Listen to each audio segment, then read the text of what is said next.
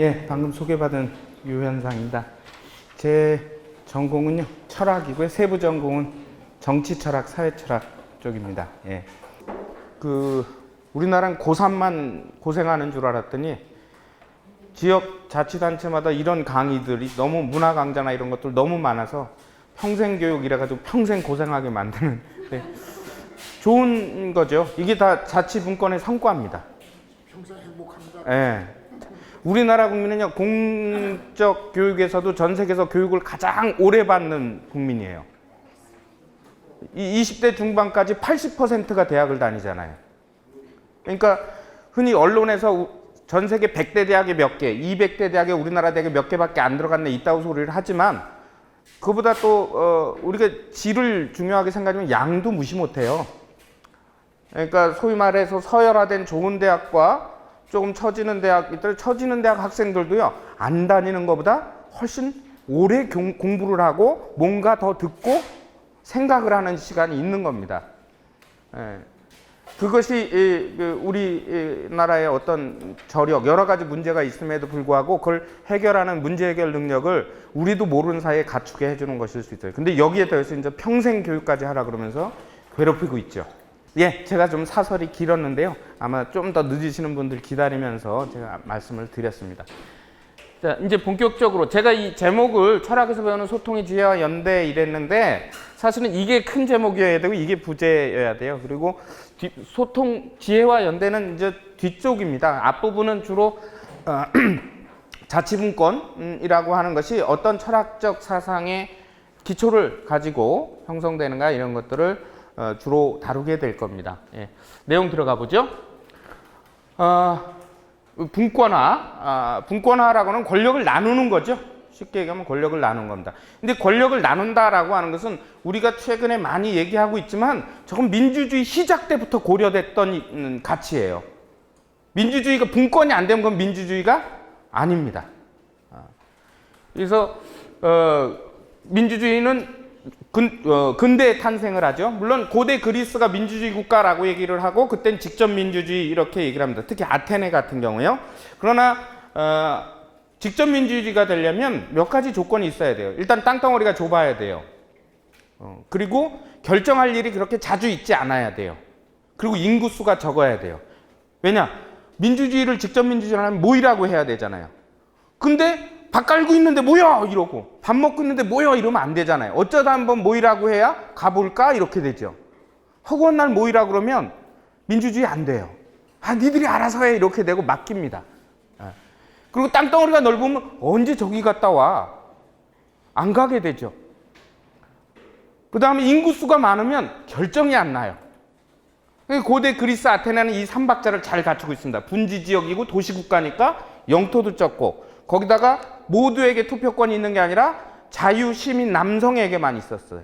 그러니까 노예 빼고 어린애 빼고 거리 외국인 빼고 여자 빼고 이럭저럭 빼고 나면 사실 얼마 안 되는 인원이죠. 그러나 근대 국가 형성이 되면 국가의 규모가 커지죠. 근대 국가라고 하는 것은 오늘날의 국가 형태가 비로소 갖춰진 시기를 근대 국가 형성기라고 얘기를 합니다. 근데 이 근대 국가의 민주주의는 고대 그리스처럼 직접 민주주의를 할 수가 없습니다. 그래서 분권화라고 하는 이야기는 민주주의 운영 원리, 민주주의가 등장하면서 근대 자유민주주의가 등장하면서 처음부터 배어있던 겁니다. 그게 바로 이제 권력 분립의 정신이죠. 오늘날까지 이어지는 자유민주주의의 주요 운영 원리는 영국 철학자 존 로크에 의해서 마련됩니다. 그가 민주주의 운영 원리를 제시한 것들이 보면 지금 여러분 다 알고 계시는 거예요. 대의제. 여러분 대신해서 의사를 전달할 국회의원들 뽑죠. 정치적 대표자를 뽑죠. 그게 간접민주주의. 다수결의 원리. 만장일치는 현실적으로 나오기 어렵기 때문에 나오죠. 신라시대 때 화백제도의 의사결정 원리가 만장일치였어요. 그러나 그 7, 8명 모여가지고 만장일치는 쉬워요. 그렇죠? 고구려 시대의 오부족 회의도 거의 만장일치해야 됐어요. 5명 모이니까. 그럼 500명 만장일치 안 되죠. 하물며 5천만이 어떻게 만장일치가 되겠어요? 안 되죠. 그래서 차선책으로 다수결의 원리를 결정합니다. 그리고 권력 분립 등으로 대표되는 오늘날 자유민주주의 기본 원리로 계승되고 있는 내용을 다 로크가 마련합니다. 이러한 권력 분립의 정신은 국가에 의한 과도한 권력 행사를 제한하려는 거예요. 로크라는 철학자를 그래서 우리가 좀 이해할 필요가 있습니다. 요건 넘어가기 전에 잠깐 로크에 대해서 말씀을 드리면, 로크는 철학사에서 봤을 때 부르주아, 즉 시민 계급의 등장을 그리고 그들의 권리를 옹호한 철학자예요. 이때 부르주아, 시민 계급은 어디로부터 성장했냐면, 부르주아는 원래 프랑스어로 성 안의 사람들이란 뜻이에요. 그리고 제3계급이라는 의미도 있습니다. 이게 무슨 소리냐? 중세 때는 성을 단위로 장원이란 경제 단위가 형성돼 있었습니다. 그리고 거기에 주인이 영주죠. 영주는 왕하고 쌍무적 계약 관계를 맺어요. 그게 뭐냐면 내가 네 영토 장원 안에서 네가 무슨 짓을 해도 다 허용해 줄 테니까 전쟁 날 때 군대만 데리고 날 따라와. 이걸 쌍무적 계약 관계라고 하죠. 상호 의무가 있는 거예요. 주종 관계가 아니라. 자, 그런데 이 영주들은 이 장원이란 단위 안에 성 안에 살아요. 성 안에 사는 사람들은 크게 첫 번째 계급이 영주 및 귀족, 기사 계급들이에요. 두 번째가 성직자들이에요. 세 번째 계급이 이 부르주아지들입니다. 이 성 안에 세 번째 계급이란 의미예요. 그리고 프랑스 의회 3부회의 세 번째 계급이 또 부르주아지예요. 세 번째가 누구냐? 그들이 어떤 사람들이 성 안에 사는, 성 밖에 사는 사람들은 소장농과 농노들이죠. 그래서 그 장원 단위의 영지에 먹거리를 제공하는 사람들. 근데 그 안에 먹거리만 필요한 게 아니라 대장장이도 필요하고 빵 굽는 사람도 필요하고 직조공도 필요하고 목수도 필요하고 그러겠죠. 이런 사람들이 바로 부르주아들이에요. 이들이 중세에서 근대로 넘어가면서 기술자 집단이 되는 거죠. 기능 기술자 집단이 돼서 이들이 나중에 중상주의를 거치면서 오늘날의 자본가가 되는 그 원형이 바로 이렇게 시민계급에서 형성이 됩니다. 그래서 유럽이 근대 사회로 넘어갈 때 영국 같은 경우에는 뭐 명예혁명, 청교도혁명 이런 걸 거치면서 시민사회를 형성하고, 프랑스는 프랑스 대혁명을 거치면서 시민사회를 형성하죠. 이 혁명 기간을 통해서 권익을 제일 많이 확보한 사람들이 바로 이 부르주아지들입니다. 이들의 권익을 옹호하는 게 바로 근대 자유민주주의의 출현과 연관이 되죠. 그래서 시민혁명과 산업혁명이라는 이 두 사건은 바로 오늘날 시민계급의 형성에 결정적인 역할을 하는 역사적 사건이 되는 겁니다.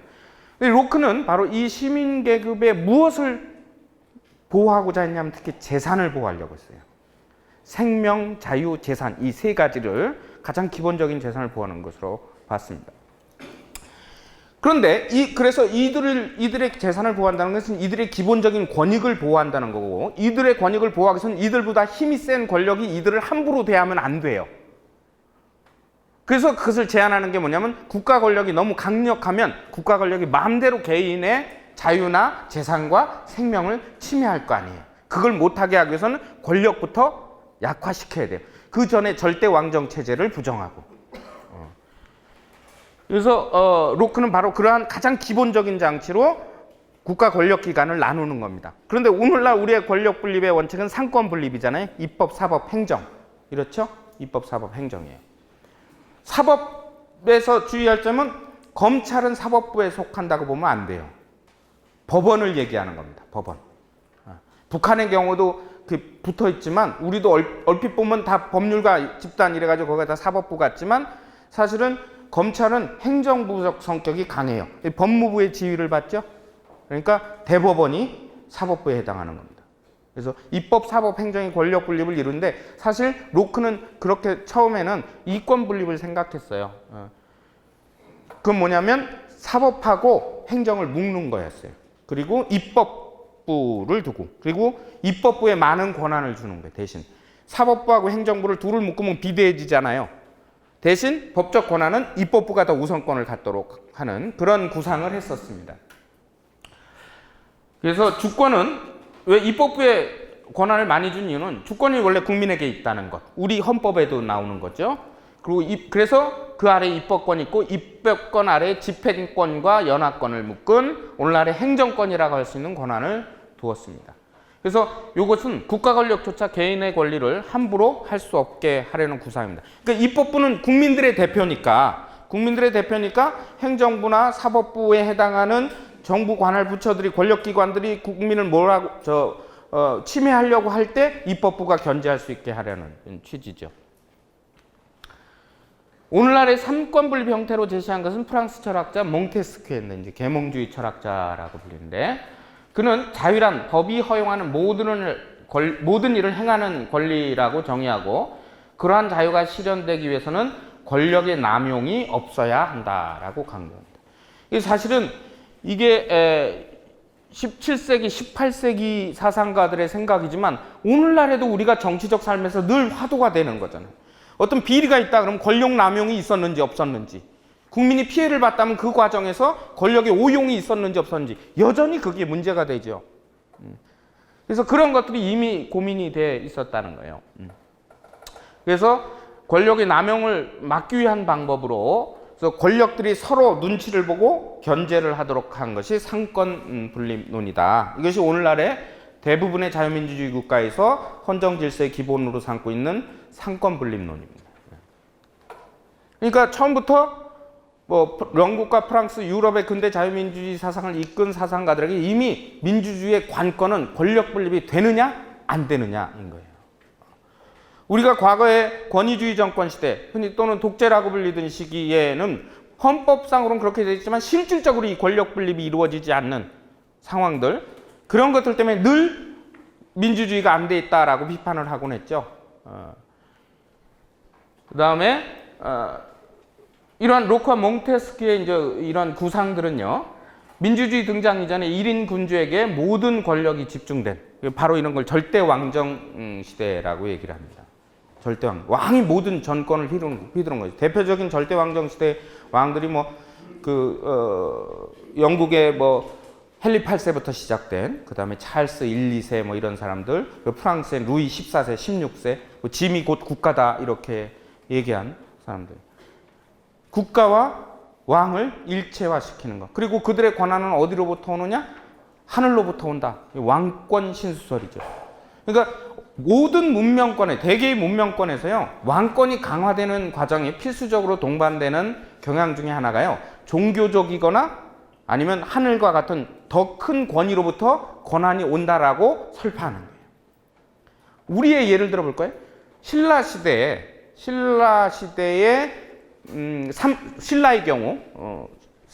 경우 중앙 권력이 강화되는 때가 언제냐면 불교를 국교화하고 난 이후예요. 그래서 왕권은 어디로부터 오냐? 불력에 의해서 받은 거예요. 역시 하늘로부터 온 거라고 보는 거예요. 그러니까 왕의 권한은 누가 보장해 주냐? 부처님이에요. 그래서 그 뒤에 2차 대전이 순교하고 불교를 국교화하고 나서 신라 왕들의 명이 나중엔 또 바뀌지만 진흥왕, 법흥왕 이렇게 나오죠. 이게 다 불교식 용어예요. 법은 뭐냐면 불법이에요. 법흥 그러면 불법을 흥하게 하는 거죠. 그런 명을 받은 거예요. 그러니까 그건 왕이 뭘 하면 그건 부처님의 명령 같은 거예요. 권위가 더 크죠. 그러니까 그러한 것이 바로 왕권 신수설입니다. 그거 하에 절대 왕정이 이루어지고 그래서 모든 걸 다 하죠. 그래서 이러한 것을 견제하려는 사유를 가졌다는 것 자체가 처음부터 권력을 어떻게 견제할 수 있느냐 없느냐에 따라서 민주주의의 성패가 달려있다라고 보았던 것이죠. 그 다음에 실질적으로 자치분권의 모델로서의 미국의 민주주의, 잠깐만요. 제대로 넘어갔죠? 네. 아니 어떻게 된 거지? 네. 두 개가 넘어가면 돼. 네. 플라톤 감수가 두 개가 넘어. 예. 그 다음에 영국, 미국 반대, 영국, 프랑스 반대, 미국으로 가볼게요. 권력 분립의 목표가 지방자치와 연관된 문제임을 잘 보여주는 대표적인 이론적 근거는요, 프랑스의 정치사상가이자 법률가인 알렉시스 드 토크빌에게서 기원합니다. 그는 이제 미국의 민주주의라는 책을 써서 미국의 민주주의를 소개하는 글을 씁니다. 원래 고대 그리스 철학자 플라톤은요, 철인 군주론을 제시했습니다. 여기서 철자는 철학할 때 철자죠. 자기가 철학자여서 그런 건 아니고요. 간단히 말씀드리면 플라톤은 민주정을 반대하는 사람이에요. 왜 그러냐면 민주정은 정책의 연속성을 기대하기 어렵고 대중에 영합하는 정치로 변질되기 쉽다. 오늘날의 민주주의의 중요한 경계할 점이 바로 오늘날에도 저겁니다. 사실은 우리가 개헌론이 나오지만 대통령 중임제로 할 거냐, 의원 내각제로 할 거냐 이런 논의가 있잖아요. 현재 대통령 단임제에 대해서 왜 그런 불만이 나오냐면 정책의 연속성이 보장이 잘 안 되는 면이 있죠. 누가 하든 간에. 그렇죠? 정권이 바뀌면 앞에 했던 걸 다 부정해요. 다 갈아엎는 거죠. 예를 들어서 제가 농사를 져본 적은 없지만 삼을 기르면 보통 한 6년 기르잖아요. 6년 기르는데 한 3년 기르다 밭주인 바뀌었다고 기르던 사람 엎어버리나요?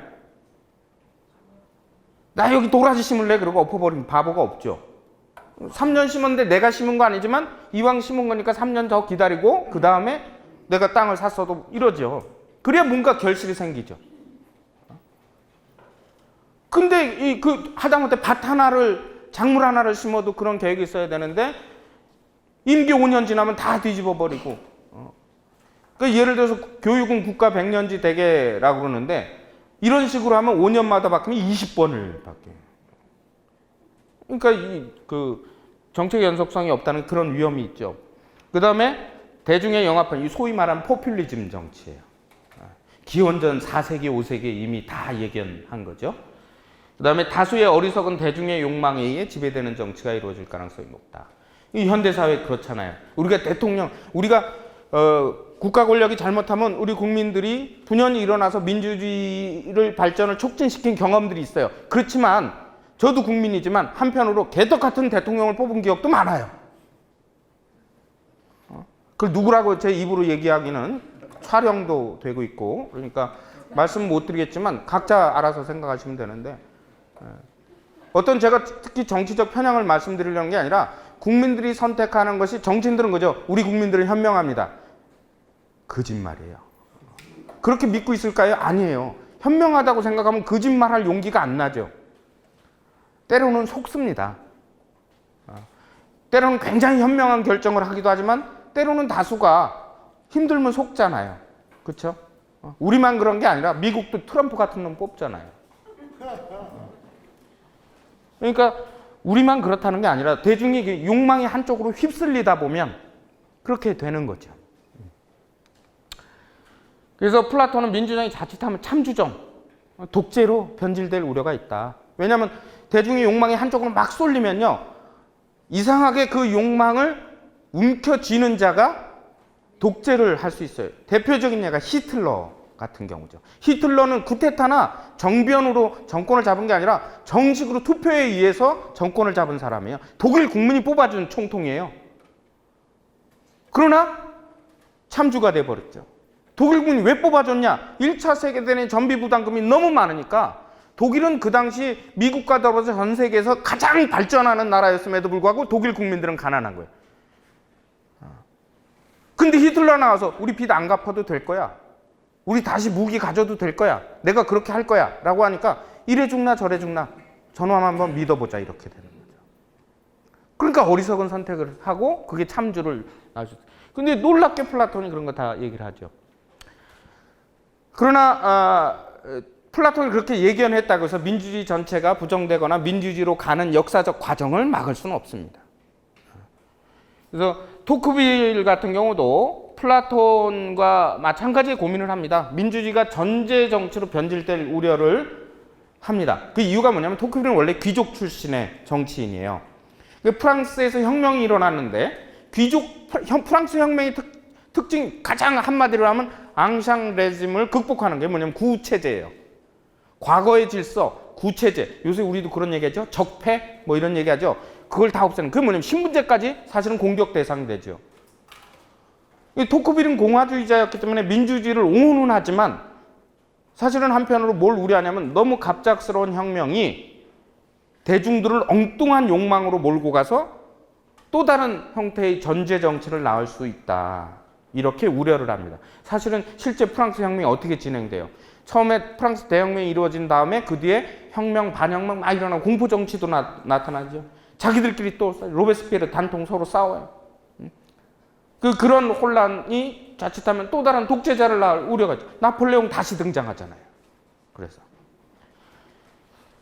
그렇지만 그 우려가 있다고 해서 토크빌은 민주주의를 부정하지는 않습니다.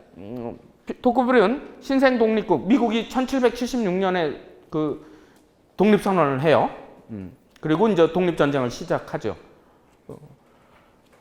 이 신생 독립국 미국의 교정행정이 어떻게 이루어지는, 그러니까 1776년에 독립선언서를 낭독하고 1783년인가 완전히 독립전쟁에 승리를 하죠. 그러니까 불과 몇십 년 안 된 나라예요. 근데 토크빌이 미국은 교정, 즉 교도소 행정을 어떻게 하는지 보려고 법률가니까 견학을 갑니다. 그런데 9개월 동안 있으면서 사법체계만 아니라 미국 사회 전체를 관찰을 하게 돼요. 그래서 쓴 게 미국의 민주주의입니다. 그래서 큰 방향은 뭐냐면 미국 사회를 보고 민주주의 정치체제는 인민의 복지를 국민들이죠. 향상시키고 인민의 정치적 권리를 향상시키는 데까지 나아간다고 보았어요. 무슨 소리냐? 프랑스는 민주주의를 한다고는 했는데 그리고 미국의 자유의 여신상까지 보내고 이랬는데 정작 프랑스는 혼란이 계속되는데 미국은 보니까 민주주의가 오히려 제대로 자리 잡혀가고 있더라라는 거예요. 그리고 그 방향이 국민들의 복지를 확충시키는 방향으로 체계화되어 있더라라는 거예요. 역사도 짧은 나라가 어떻게 그렇게 가능할까? 그래서 토크빌은 민주주의를 그런 점에서 잘만 운영되면 매우 좋은 정치 형태라고 본 겁니다. 그래서 토크빌은 민주주의 시대의 자유는 평등한 권리를 발생시키긴 하지만 자칫하면 개인주의적 고립을 유발하고 극단적으로는 노예 상태로 귀결된다는 점을 우려합니다. 이게 무슨 소리냐? 민주주의가 야기하는 하나의 인간관이 뭐냐면 개인주의예요. 모든 인간은 평등하고 동등하다라는 생각은 이제 타자가 내 삶에 개입할 수가 없어요. 네가 뭔데 내 삶에 개입해? 이렇게 되는 거죠. 그러다 분쟁이 일어나면 그래 오지랖 넓게 개입해서 싸우느니? 그래 너는 너 나는 나 이런 삶이 일반화되는 거고 소유의 주체도 개인이에요. 자 그런데 그래서 개인의 권리가 신장이 되는 거잖아요.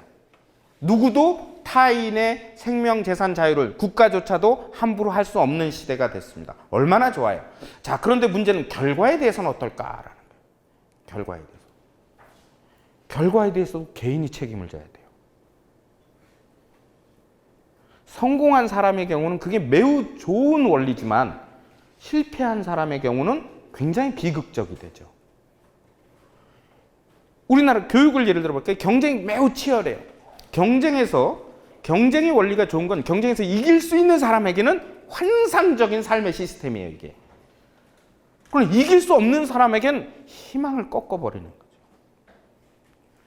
얼마 전에 우리나라 100m 달리기 선수가 세계 선수권 최초로 준결승에 올라서 신났어요. 그 의의를 제가 깎아내리는 게 아니라 와, 준결승까지 갔구나. 저도 한번 기사를 봤죠. 자, 그런데 문제는 다음엔 꼭 더 좋은 성적을 내겠습니다. 9초대 뭐 이렇게 들어가겠습니다. 라고 하지만 우사인 볼트가 있는 한, 게이틀링이 있는 한, 이게 될까? 거기서 내가 세계 1등을 해야만 행복하다라고 하는 경쟁의 결과로 그러면 결코 그 선수는 다시 못 달릴 거예요. 그렇죠? 그런 선수하고 경쟁하는 게 아니라 그렇게 달릴 수 있는 이유는 신체적 조건이나 정부의 지원이나 열악함에 달릴 수 있는 이유는 자기 자신과 자기 기록과의 싸움이고 그 결과를 자기가 감당할 수 있기 때문에 그런 거죠. 그런데 그 경우와 달리 삶의 문제는 좀 더 절박해지죠. 삶의 문제는. 오늘 뉴스 중에 하나 보니까 어디 여고에서 시험지금 치다 몇몇 학생들이 들켜가지고 자퇴를 했어요. 징계를 받고. 근데 다 상위권 학생들이었대요. 그거는 취재를 안 해도 상위권 학생일 확률이 높아요. 왜냐? 바닥에 있을 때는요. 문제를 알려줘도 못 풀어요. 제가 공부 못하는 학생들을 무시해서 하는 소리가 아니라 제가 그런 경험이 있어서 알아요. 심지어 고등학교 1학년 2학기 때인가 수학 선생님이 문제를 다 알려주고서 너 알려줘도 모르지? 그래서 네, 딱. 그리고 그렇게까지 성적을 올리고 싶어 하지 않습니다. 그러니까 상위권에 있는 학생들이 부릴 욕심이에요. 그거는. 불행이죠. 상위권에 있는 학생들이 공부를 잘한다고 저 훌륭하다고 얘기하는 건 아니지만 공부를 잘하는 학생들이 성실한 건 맞잖아요. 그렇죠? 공부를 잘하는데 학원을 다녔건 사교육을 받았건 어찌됐건 그거 받아도 못하는 애들이 있는데 자기가 성실하니까 할 수 있는 거예요. 성실한 것은 선은 아니에요. 선이 될 수 있는 가능성은 있지만 무엇을 위해서 성실하냐에 따라 달라요. 그렇죠? 요새는 그런 뉴스가 없지만 예전에는 서민 아파트에 가스배관 파이프 타고 6층까지 올라가서 도둑이 절도를 했다. 저는 그런 뉴스를 보고 이쯤 되면 도둑질 할 만하다. 얼마나 성실하냐. 그거 6층 올라면 거의 스파이더맨 수준이잖아요. 얼마나 이 육체적 단련을 하고 열심히 준비를 했겠어요. 그러니까 성실함이 무조건 좋은 건 아니지만 사회적으로 용인된 분야의 성실함을 발휘하는 건 칭찬받아 마땅하잖아요. 근데 그런 학생들이 그 욕심 때문에 시험지를 훔치다 걸려서 자퇴를 했어요. 자퇴라는 이유는 뻔하죠. 검정고시 보는 게 유리하니까. 시험 하나 빵점 받아서 내신 추락하는 것보다. 반성적 의미에서 자퇴를 했을까? 그렇게 생각하지 않아요. 이미 뭐예요? 경쟁이 다른 가치들을 전부 다 고려하지 않게 만들어버린 거죠. 그래서 그 욕심이 생기면요, 사회가 어떻게 굴러가든 무관심해져 버려요. 그렇게 되면 사회가 전제화되거나 잘못된 가치로 전도가 돼도 개인들은 그냥 그 흐름에 내맡겨버려. 아니, 나만 잘 살면 되지.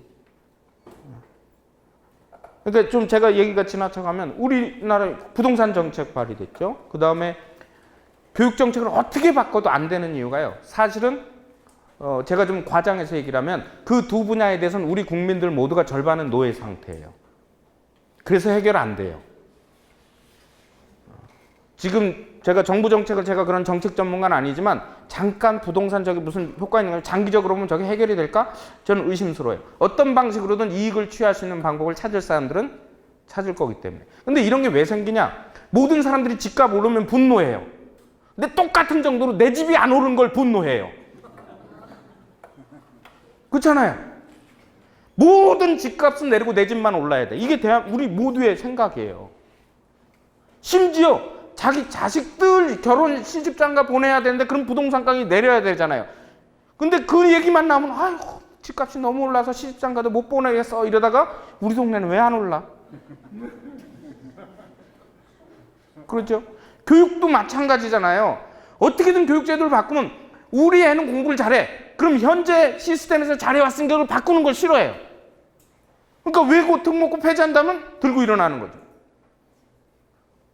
바닥에 있는 학생들, 성적이 별로 안 좋은 학생들 학부모는 관심 없어요. 상위 10%만 관심이 있는 거예요. 그럼 우리나라 교육, 그 사람들은 우리나라 교육제도가 어떻게 건강성을 회복할 것인가에 관심 없는 겁니다. 애초에. 그러니까 사실은 다 이게 뭐예요? 경쟁적 사회의 노예가 돼버리고 있는 거예요. 욕망의 사회의 노예가 돼버리고 있는 거예요. 이렇게 되면 건강한 방식으로 사회 운영이 되는 걸 그들의 욕구가 막아요. 물론 이걸 뭐 히틀러 치하의 독일 국민들하고 비교할 정도는 아니지만 막아요.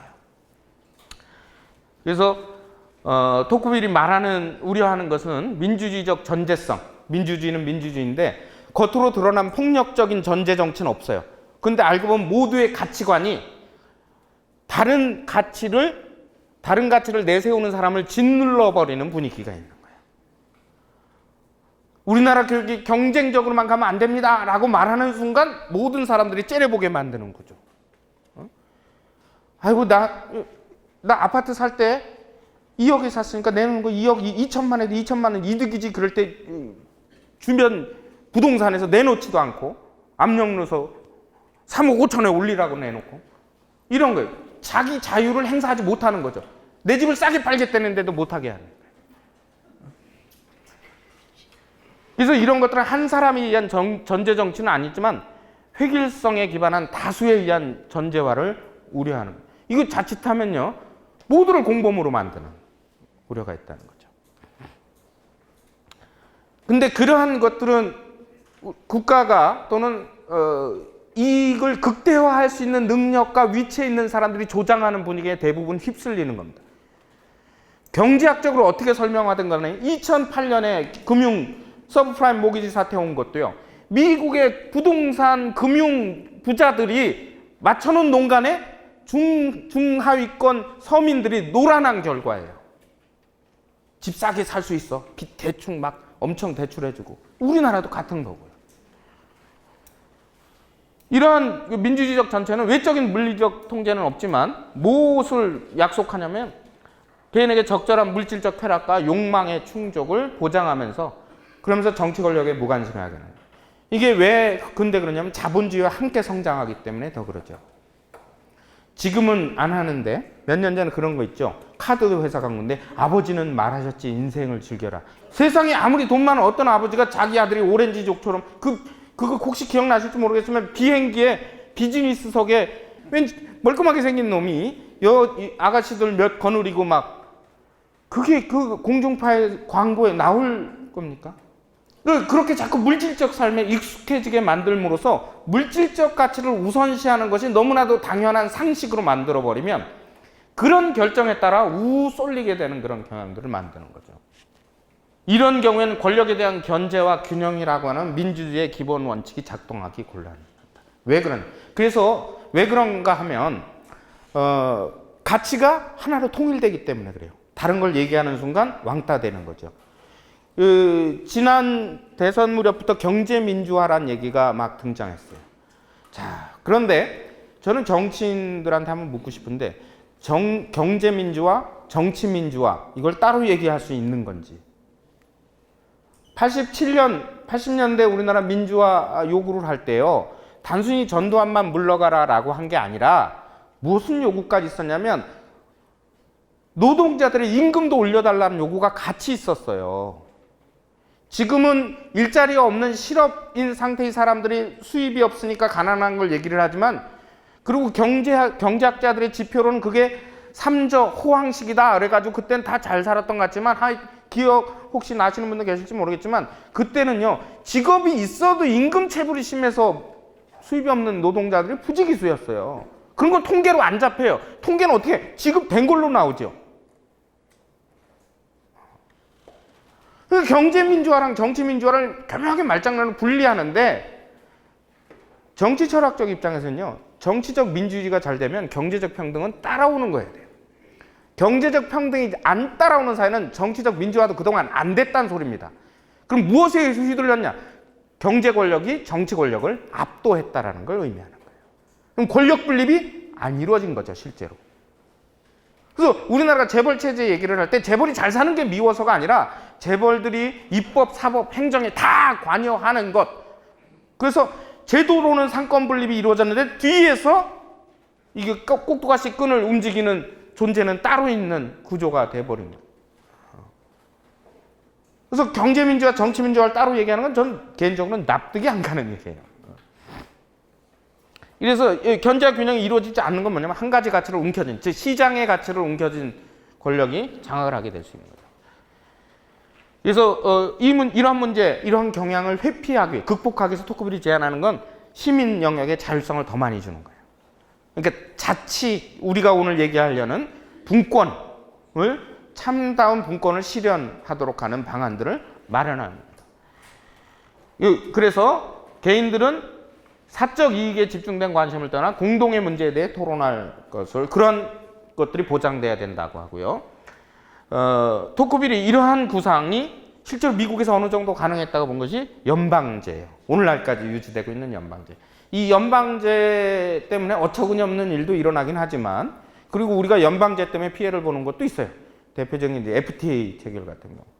주마다 헌법이 따로 있기 때문에 무역협정이 일괄적으로 적용되지 않는 그런 문제가 있죠. 연방제는 미국의 건국 당시부터 채택한 분권화된 정치체제예요. 그러니까 독립전쟁을 할 때 대륙회의라는 걸 열어요. 그래서 미국 땅덩어리가 넓잖아요. 인구는 적고. 그러니까 멀리서 와야 되니까 처음부터 대표들이 와야 되고 일일이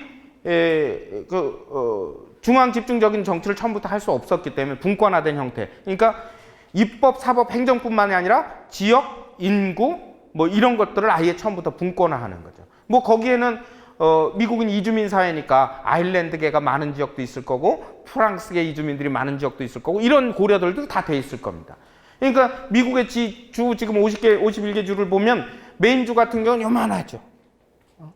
저 대서양 동쪽 끝쪽에 캐나다 접경지 메인주는 굉장히 작아요. 그런데 뭐 텍사스나 이런 데는 굉장히 크죠. 그러니까 여러 가지 이유로 이제 자연스럽게 연방이 성립이 됩니다. 연방제도는 중앙 권력에 대한 권력 분립적 구상에 비하면 권력의 지역적 공간적 분립의 효과. 그러니까 제도적 분립뿐만 아니라 권력을 실제로 공간으로도 나누고 지역으로도 나누는 그런 효과를 거둡니다. 그래서 지금 미국 대통령은 세계에 가장 큰 영향력을 끼치는 대통령이죠. 그런데요, 미국 대통령은 국내 문제에 대해서는 우리나라 대통령보다 영향력이 적어요. 미국의 국내 문제에 대해서는. 왜? 각 주마다 주지사가 그 대통령과 같은 권한을 행사하고 그것은 주 헌법이 그 권한을 위임하고 있고 미국의 헌법은 그것을 막으면 안 되기 때문에. 그래서 아들 부시 대통령 때 캘리포니아에서 오래 장기수로 복역하던 사형수가 사형을 당하게 됐어요. 근데 이 사람이 흑인 갱스터였는데요. 아주 유명한 갱스터였어요. 근데 이 사람이 오랫동안 복역을 하면서 20몇 년 복역을 하면서 무슨 활동을 했냐면 책을 쓰고 교화 활동을 해요. 무슨 교화 활동을 하냐? 흑인 빈민가 슬럼가 아이들이 범죄 집단에 들어가지 않도록 하는 온갖 봉사를 해요. 그래서 경찰이나 교정 당국에 도움을 주고 자기 잘못을 뉘우치고 그래서 노벨 평화상 후보까지 올랐어요. 그러니까 전 세계 인권 단체들에서 사형시키지 말아달라고 막 탄원을 하고 그러는데 그리고 백악관 앞에서도 시위를 하죠. 그 교도소 앞에서도 하고. 그러니까 부시가 그 압력에 캘리포니아 주지사한테 전화를 겁니다. 보류해달라고. 취소는 요청을 못하니까 법적으로. 더 지금까지 끌어왔으니까 더 유보해달라고.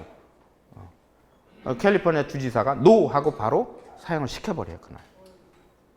그게 아놀드 슈왈제네거예요. 영화배우 캘리포니아 주지사 시절에. 그럼 뭘 의미하냐면 제가 아놀드 슈왈제네거가 나쁜 놈이다 이런 얘기 하려는 게 아니라요. 주지사가 대통령의 요청을 단칼에 끊을 수 있는 시스템이라는 거예요. 그러니까 미국은요. 멍청한 대통령은 나와도 독재자는 나오기 어려워요. 미국 역사상 몇 번 멍청한 대통령이 나오긴 했어요. 대공황 일으킨 뭐 저기도 있고. 그런데 미국 대통령 중에 독재자? 떠올릴 수가 없죠.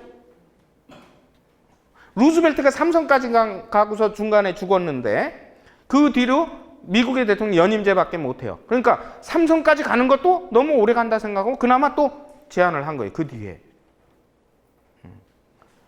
그러니까 그것은 그만큼 그 미국이라는 나라가 강력하기 때문에 미국 대통령의 권한이 국제적으로는 세지만 미국 대통령은 미국 국민을 함부로 하기는 어려운 그런 구조가 있다. 그래서 미국의 연방제도는 연방 헌법과는 별도로 주마다 헌법을 제정해서 주마다 이게 자치죠. 연방 자치가 되는 거죠. 그리고 각 주의 자치적 결정이 연방의 이익을 침해하거나 연방 정부의 권한을 침해하지 않는 경우 연방 정부도 주 정부에 대한 간섭을 함부로 할 수 없다라고. 그 다음에 그걸로 끝나면 안 돼요.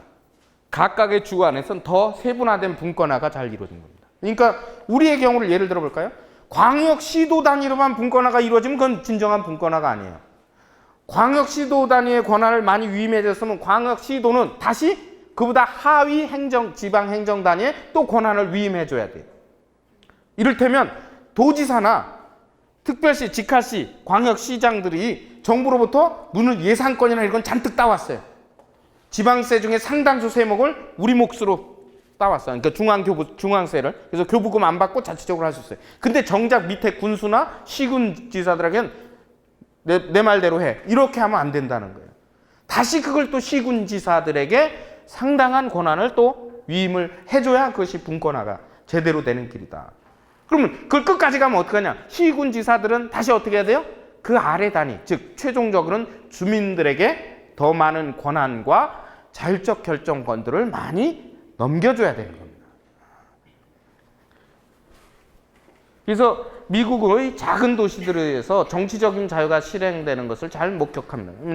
이를테면 우리로 치면 부에 해당하는 카운티 단위, 조그만 시, 이런 데서 자율적으로 그 자유가 실행되는 거죠. 그게 대표적인 예로 눈치를 챌 수 있는 것 중에 하나가 미국 영화를 보면요. 범죄 영화나 수사 영화를 보면 주요 단골로 많이 나오는 소재가 있어요. FBI하고 지역 경찰하고 관할권 싸우는 거예요. 당신 뭐야? 그러면 FBI가 여기 왜 와? 뭐 이러고.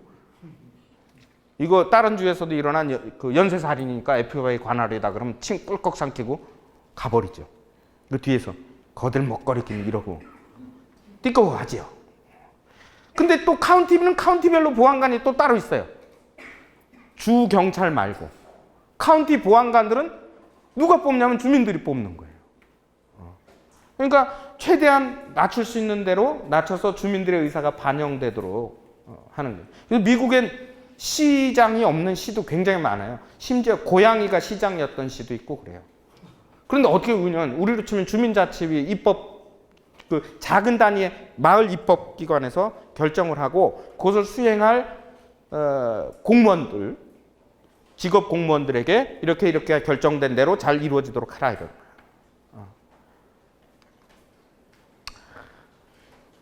근데 이에 비해서 프랑스의 경우는 어떠냐면 행정적인 중앙집권화가 발달되어서 집중된 국가 권력이 시민들의 자유로운 공간을 침해하는 거예요. 우리도 제왕적 대통령 자꾸 그러는데 대통령제만의 문제가 아니라 사실 정치인들이 좀 더 고민해야 될 게 국회도 권한을 내려놓을 국리를 해야 되고 사법부도 힘을 약화시키는 국리를 같이 해야 돼요.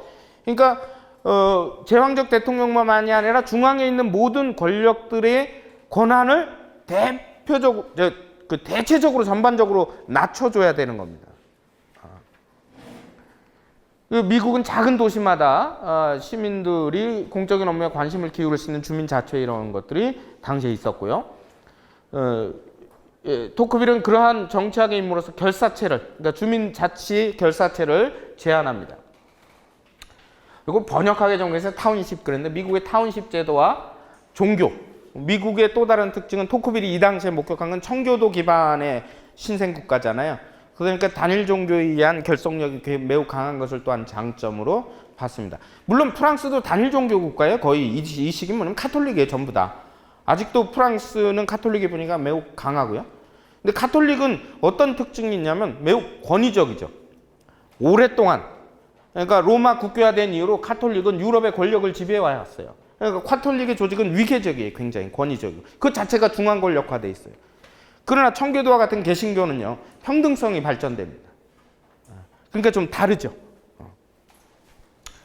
이러한 배경이 공공성과 시민들의 덕성을 키우고 개인적인 고립을 막아줍니다. 그러니까 아까 민주주의 하에서 자칫하면 개인의 욕망에 따라 전부 다 너는 너 나는 난 이렇게 될 수 있는 경향을 돌아보게 만든다라는 거예요. 저런 공동체적인 것이. 이러한 결사체 민주주의를 통해 대표자의 전행이 발생할 가능성이 매우 큰 대의제 민주주의. 그러니까 우리 대의제 민주주의 경우 여기 뭐 강의 들으신 분 중에 공무원분들도 계실 거고 또 오늘 시장님 안 오신다니까 제가 더욱더 마음이 편안한데 정치하시는 분들도 마찬가지고 이를테면요. 대의제 민주주의에 우리나라가 주로 많이 논란이 되는 것 중에 하나가 선거할 때는 정치인들이 투표 기간에 선거 기간에는 재래시장도 오고 생전 안 하나 보던 애들 안고 빵긋 웃기도 하고 이러면서 4년 동안에 무슨 짓을 할지 알 수가 없다는 거예요. 그걸 견제를 할 수 없고 심지어 당적을 바꿔요. 그러니까 저는 개인적으로 굉장히 이해를 못합니다. 당적을 바꾸면 국회의원을 내놔야죠. 일단 개인의 역량만으로 되는 사람이 있는가 하면 무소속은 상관없잖아요. 그러니까 우리가 어떤 A라는 대표자를 뽑았을 때 그 사람을 뽑는 이유가 70%는 그 사람의 인물과 능력을 보지만 30%는 당을 볼 수도 있잖아요. 그래서 그 결정력에 있어서 다른 B라는 떨어진 사람은 인물은 60이었는데 당 40 마음에 안 들어서 안 뽑았는데 그 반대라면 B를 뽑았을 사람들도 있잖아요. 당적을 함부로 바꾸면 안 돼. 그리고 꼭 지역 주민들과 상의한 결과 당을 탈당을 하기로 했습니다. 상의한 사람이 누군지는 알 수가 없어요. 몇몇 했겠죠. 선거 참모들. 심지어는 어떤 일까지 벌어져요? 자기가 다른 선거에 후보자로 나서느라고 탈퇴했다가, 옛날에 송파구에 그런 일이 있어요. 국회의원 하던 사람이 서울시장 선거 나간다고 국회의원 물러났다가 떨어졌어요. 다시 보궐선거에 지가 나갔어. 선거 한 번 치르려면 몇 억 들어요. 그 인간 하나의 장난 때문에 다 선거가 이루어졌는데 자기 비용으로 하는 것도 아니고 우승 건 그걸 또 뽑아줘요. 그런 일이 있었어요. 그러니까 이 대의제가 가지는 한계가 뭐냐면 대표자가 일단 대표로 뽑기 전까지는 굽신거리지만 뽑히고 나면 전횡을 부린다라는 거예요. 그래서 그게 주민들이 그것을 견제할 권한들을 가져야 되는 거예요. 그래서 뭐 많이 나오는 것들이 주민 소환제니 뭐 이런 거잖아요. 자치단체장들한테는 적용되는데 왜 국회엔 적용이 안 되는지. 그다음에 이런 그 결사체 같은 것들이 뭐 유사한 것 중에 시민운동 혹은 비정부 기구 같은 토크빌이 제시한 결사체의 현대적 형태다. 물론 토크빌이 제시한 것은 좀 더 안정되고 체계화된 것을 말하는 거지만 이런 것들도 그런 성격을 수행하고 있다. 어찌됐든 견제하고 감시하잖아요. 그렇죠? 그다음에 합리적 의사소통과 인정을 통한 연대, 두 번째 우리가 살펴볼 것은 지금까지는 쭉 우리가 이제 분권화의 사상적 배경, 그 다음에 분권화가 실제로 잘 이루어졌을 때 거둘 수 있는 효과를 대략적으로 세 명의 사상가를 중심으로 살펴봤습니다. 그 다음에 우리가 살펴볼 것은 아까 말씀드린 의사소통. 우리가 자치가 실현되려면 그리고 주민들의 역량, 시민들의 어떤 판단력 이런 것들이 강화되고 또 갈등이 없으려면 의사소통의 조건들이 어느 정도 갖춰져야 된다. 그걸 통해서 자치 역량이 강화돼야 된다라고 하는 시민의식 역량 이런 점에 중점을 두는 것이 이제 두 번째 강의입니다.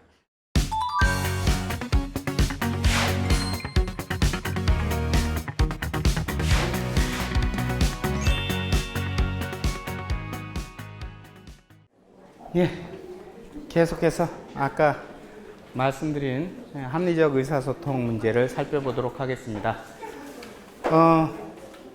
지금까지 이제 자치 분권, 또 분권화, 권력 분립 이런 이야기를 강조한 것은 결국 이제 성공적인 민주주의.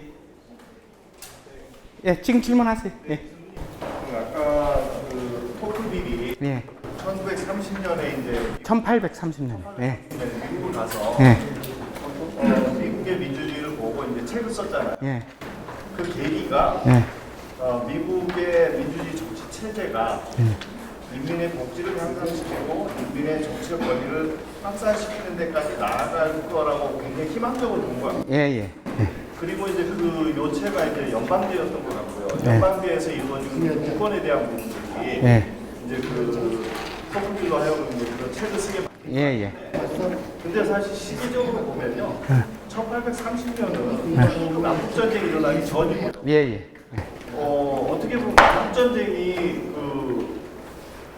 연방제가 굉장히 갈등이 결국 이제 빚어져서 그로 인해서 이제 남북전쟁이 일어났고 또 그 가장 또그 이슈가 이제 노예 해방이었는데요. 예. 노예 해방이 이루어지지 않았던 그런 시기였거든요. 예. 그 다음에 참정권 측면에서 보면 예. 여성의 참정권 없었고 예. 흑인도 참정권 없었고 예. 이런 시기였는데 예. 이 토크빌이 어떤 것들을 보고 좀 더 구체적으로 어떤 것들을 보고 예. 희망적인 민주주의의 어떤 발전 방향을 보았는지 되게 궁금해요. 예. 토크빌이 9개월이 있었다고 그랬죠? 예. 9개월이 있었으면 오늘같이 교통통신이 발달하지 않은 상태에서 수박 겉핥기인 측면도 있습니다. 그렇겠죠? 그러니까 이를테면 우리나라 대학생들이 6개월 어학연수 갔다 와서 영어 굉장히 잘하는 거 아니죠? 그리고 한동안은 얘기를 해. 내가 미국 갔더니 어떻더라, 내가 호주 갔더니 어떻더라 막 얘기는 하겠죠. 그러나 그 정보는 상당히 피상적일 수밖에 없겠죠. 토크빌이 특별히 목적을 가지고 갔기 때문에 그보다는 상세히 파악할 수 있다 하더라도 미국의 대략의 정치 형태를 본 겁니다. 지금 말씀하신 게 딱 맞는 상황이에요. 연방제였기 때문에 연방 간의 갈등이 있죠. 그래서 나중에 이제 남북전쟁이 발생하고요.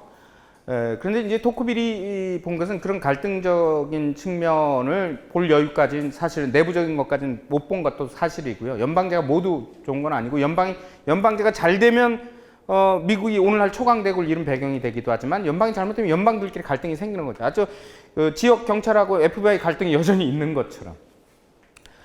그래서 근데 토크빌이 본 것은 비교적 잘 굴러가는 영역 그리고 미국사의 중앙 권력이 전체를 함부로 독재로 몰고 갈 수 없는 이런 양상들을 본 거예요. 실제로 19세기 말까지 뉴욕은 완전히 범죄 도시였어요. 완전히 무질서 그 자체의 상태였습니다. 그럼에도 불구하고 어떤 사회나 그런 면들은 있죠. 그러나 전체적으로 이 국가가 이 시스템을 잘 가져가면 민주주의의 이념이 제대로 정착되겠구나 이렇게 생각을 했던 겁니다.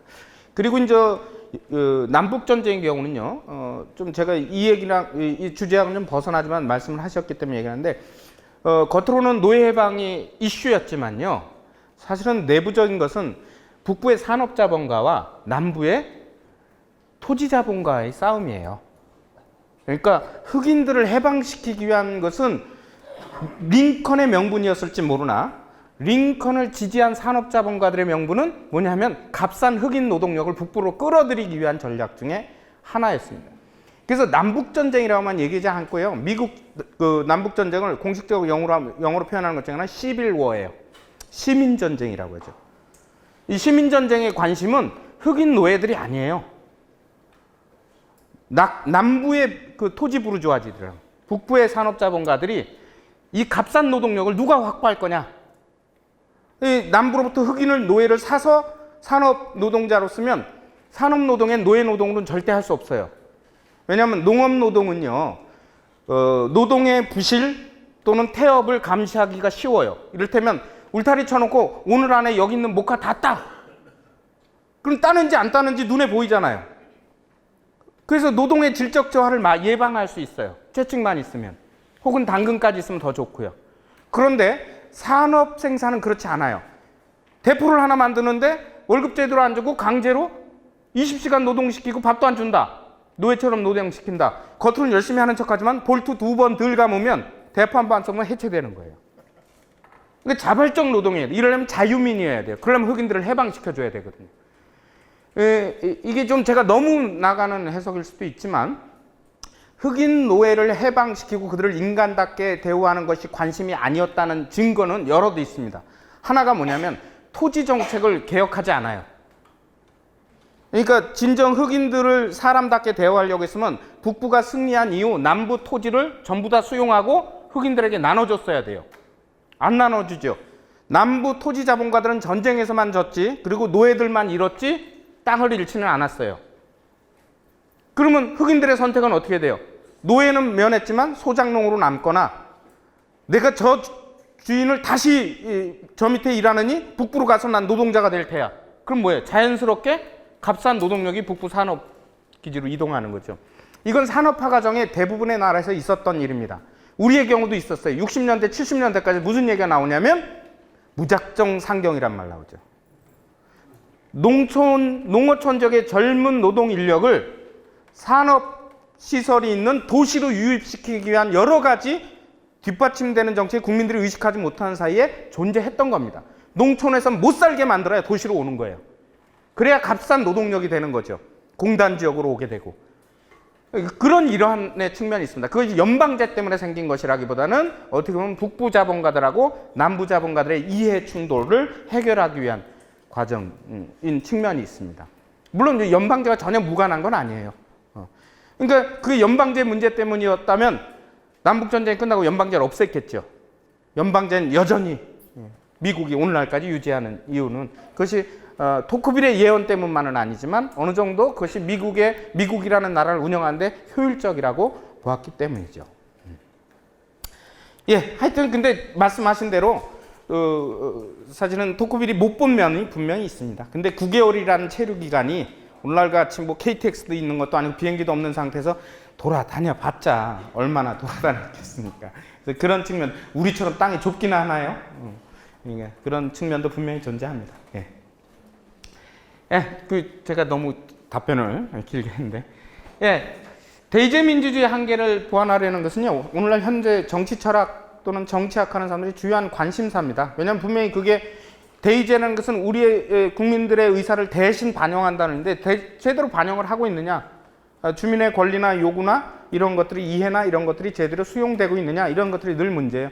그래서 우리가 참여 정치, 참여 민주주의 이런 얘기를 하는 것도 사실은 간접 민주정치다 보니까 직접 참여하지 못해서 생기는 여러 문제들이 있기 때문에 그걸 자꾸 강조하는 거예요. 요새는 그걸 넘어서서 수의 민주주의 혹은 심의 민주주의라는 말로까지 나갑니다. 이건 뭐냐면 국민들이 조금 더 어떤 합리적인 생각, 합리적인 판단을 통해서 민주주의를 좀 더 성숙한 의사결정의 결과들로 운영해 나가자, 이런 걸 모색하는 거예요. 그럼 여기에는 뭐냐? 참여는 전제가 되는 거죠. 그래서 그러한 심의민주주의 혹은 수구의 민주주의 충분히 고려하는 이러한 대안을 내놓는 사람 중에 하나가 바로 위르겐 하버마스라는 철학자입니다. 우리나라에도 몇 번 왔었는데요. 하버마스의 대표적인 의사소통 행위 이론 또는 체제와 생활세계 이론인데요. 이런 것도 대의제 민주주의 한계를 보완하려는 여러 노력 중에 하나다라고 할 수 있습니다.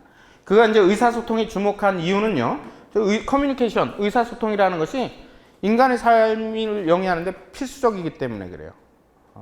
우리가 그냥 커뮤니케이션 그러면 인간의 여러 행위 중 하나라고 생각하는데 생각보다 저 역할이 크죠. 여긴 뭐 넣지 않았지만 커뮤니케이션이 없으면 문명이 이루어지지 않아요. 지식의 전수가 안 되잖아요. 말하는 거 다 커뮤니케이션이잖아요. 그렇죠? 그리고 그 커뮤니케이션이 이루어지는 것 자체가 인간의 이성적임을 증명하는 것이에요. 커뮤니케이션이 없으면 인간의 삶이 동물의 삶에서 한치도 더 나아갈 수 없습니다. 그래서 하버마스의 의사소통 행위는 인간의 다양한 행위들의 포괄적인 기초, 모든 행위들을 가능하게 하는 요소다라고 하는 거예요. 좀 엉뚱한 얘기를 한번 해볼까요? 헬렌 켈러 이야기 다 알죠? 헬렌 켈러 이야기 다 알아요. 우리 어렸을 때 위인전에서 다 한번 소개를 받았어요. 근데 안타깝게도 우리나라 어린이들 또는 아동들이 읽는 헬렌 켈러의 전기는 그 장애를 시각, 청각, 또 말하는 거, 삼중고의 장애를 딛고 일어났다. 이 얘기로 끝이에요. 이 얘기로 끝이에요. 그것 자체로 위대하지만 헬렌 켈러의 위대함은 그 뒤에 있거든요. 듣지도 못하고 보지도 못하고 말하지도 못하던 사람이 그걸 극복해서 뭘 해냈느냐라고 하는 것은, 그걸 극복했다는 건 커뮤니케이션을 못하던 단계에서 커뮤니케이션을 하는 단계로 발전했다는 걸 의미하죠. 그럼 그 커뮤니케이션을 한다는 것만 중요한 게 아니라 그걸 넘어서서 이루어낸 가치가 뭐냐라고 하는 거예요. 헬렌 켈러는 위대한 여성운동가이기도 했고 위대한 노동운동가이기도 했고 그는 사회주의 사상을 가졌기 때문에 미국 지식계에서 따돌림을 당하긴 했지만 굉장히 진보적인 가치를 평생 전파하면서 살았던 사람이에요. 근데 그가 커뮤니케이션 능력을 갖지 못했다면 그러한 성과를 낼 수가 없었겠죠. 그냥 장애를 이기는 것이 의미가 없는 거죠. 또 스티븐 호킹 박사 같은 경우에는 컴퓨터를 이용해서 발성기를 통해서 자기의 천재적인 과학적 지식들을 인류에게 전파를 해요. 그러니까 그 스티븐 호킹 박사의 물리 이론들을 사람들이 듣고 또 연구하게 되는 거죠. 다 커뮤니케이션의 결과죠. 하버마스는 의사소통 행위를 통해서 인간의 해방적 삶의 조건을 기획하려고 합니다. 이게 뭐냐면 합리적인 의사소통을 통해서 인간이 모든 억압이나 업죄 또는 불이익 이런 것들로부터 자기를 구원시킬 수 있는 그런 능력 또는 기회를 가질 수 있다라는 거예요. 이 가장 단순한 커뮤니케이션이 뭐예요? 애들이 우는 거죠. 성공적인 커뮤니케이션은 발화자와 즉 말하는 사람과 듣는 청취자 간의 메시지가 같아야 되겠죠. 엥 하고 울었는데 얘는 똥 싸서 뭉갰는데 분유를 그냥 입에 그냥. 그럼 애 입장에서는 의사로는 언어로는 표현 못하지만 이미 싼 것도 충분한데 또 집어넣어 이런 생각밖에 안 들 거 아니에요. 그렇죠?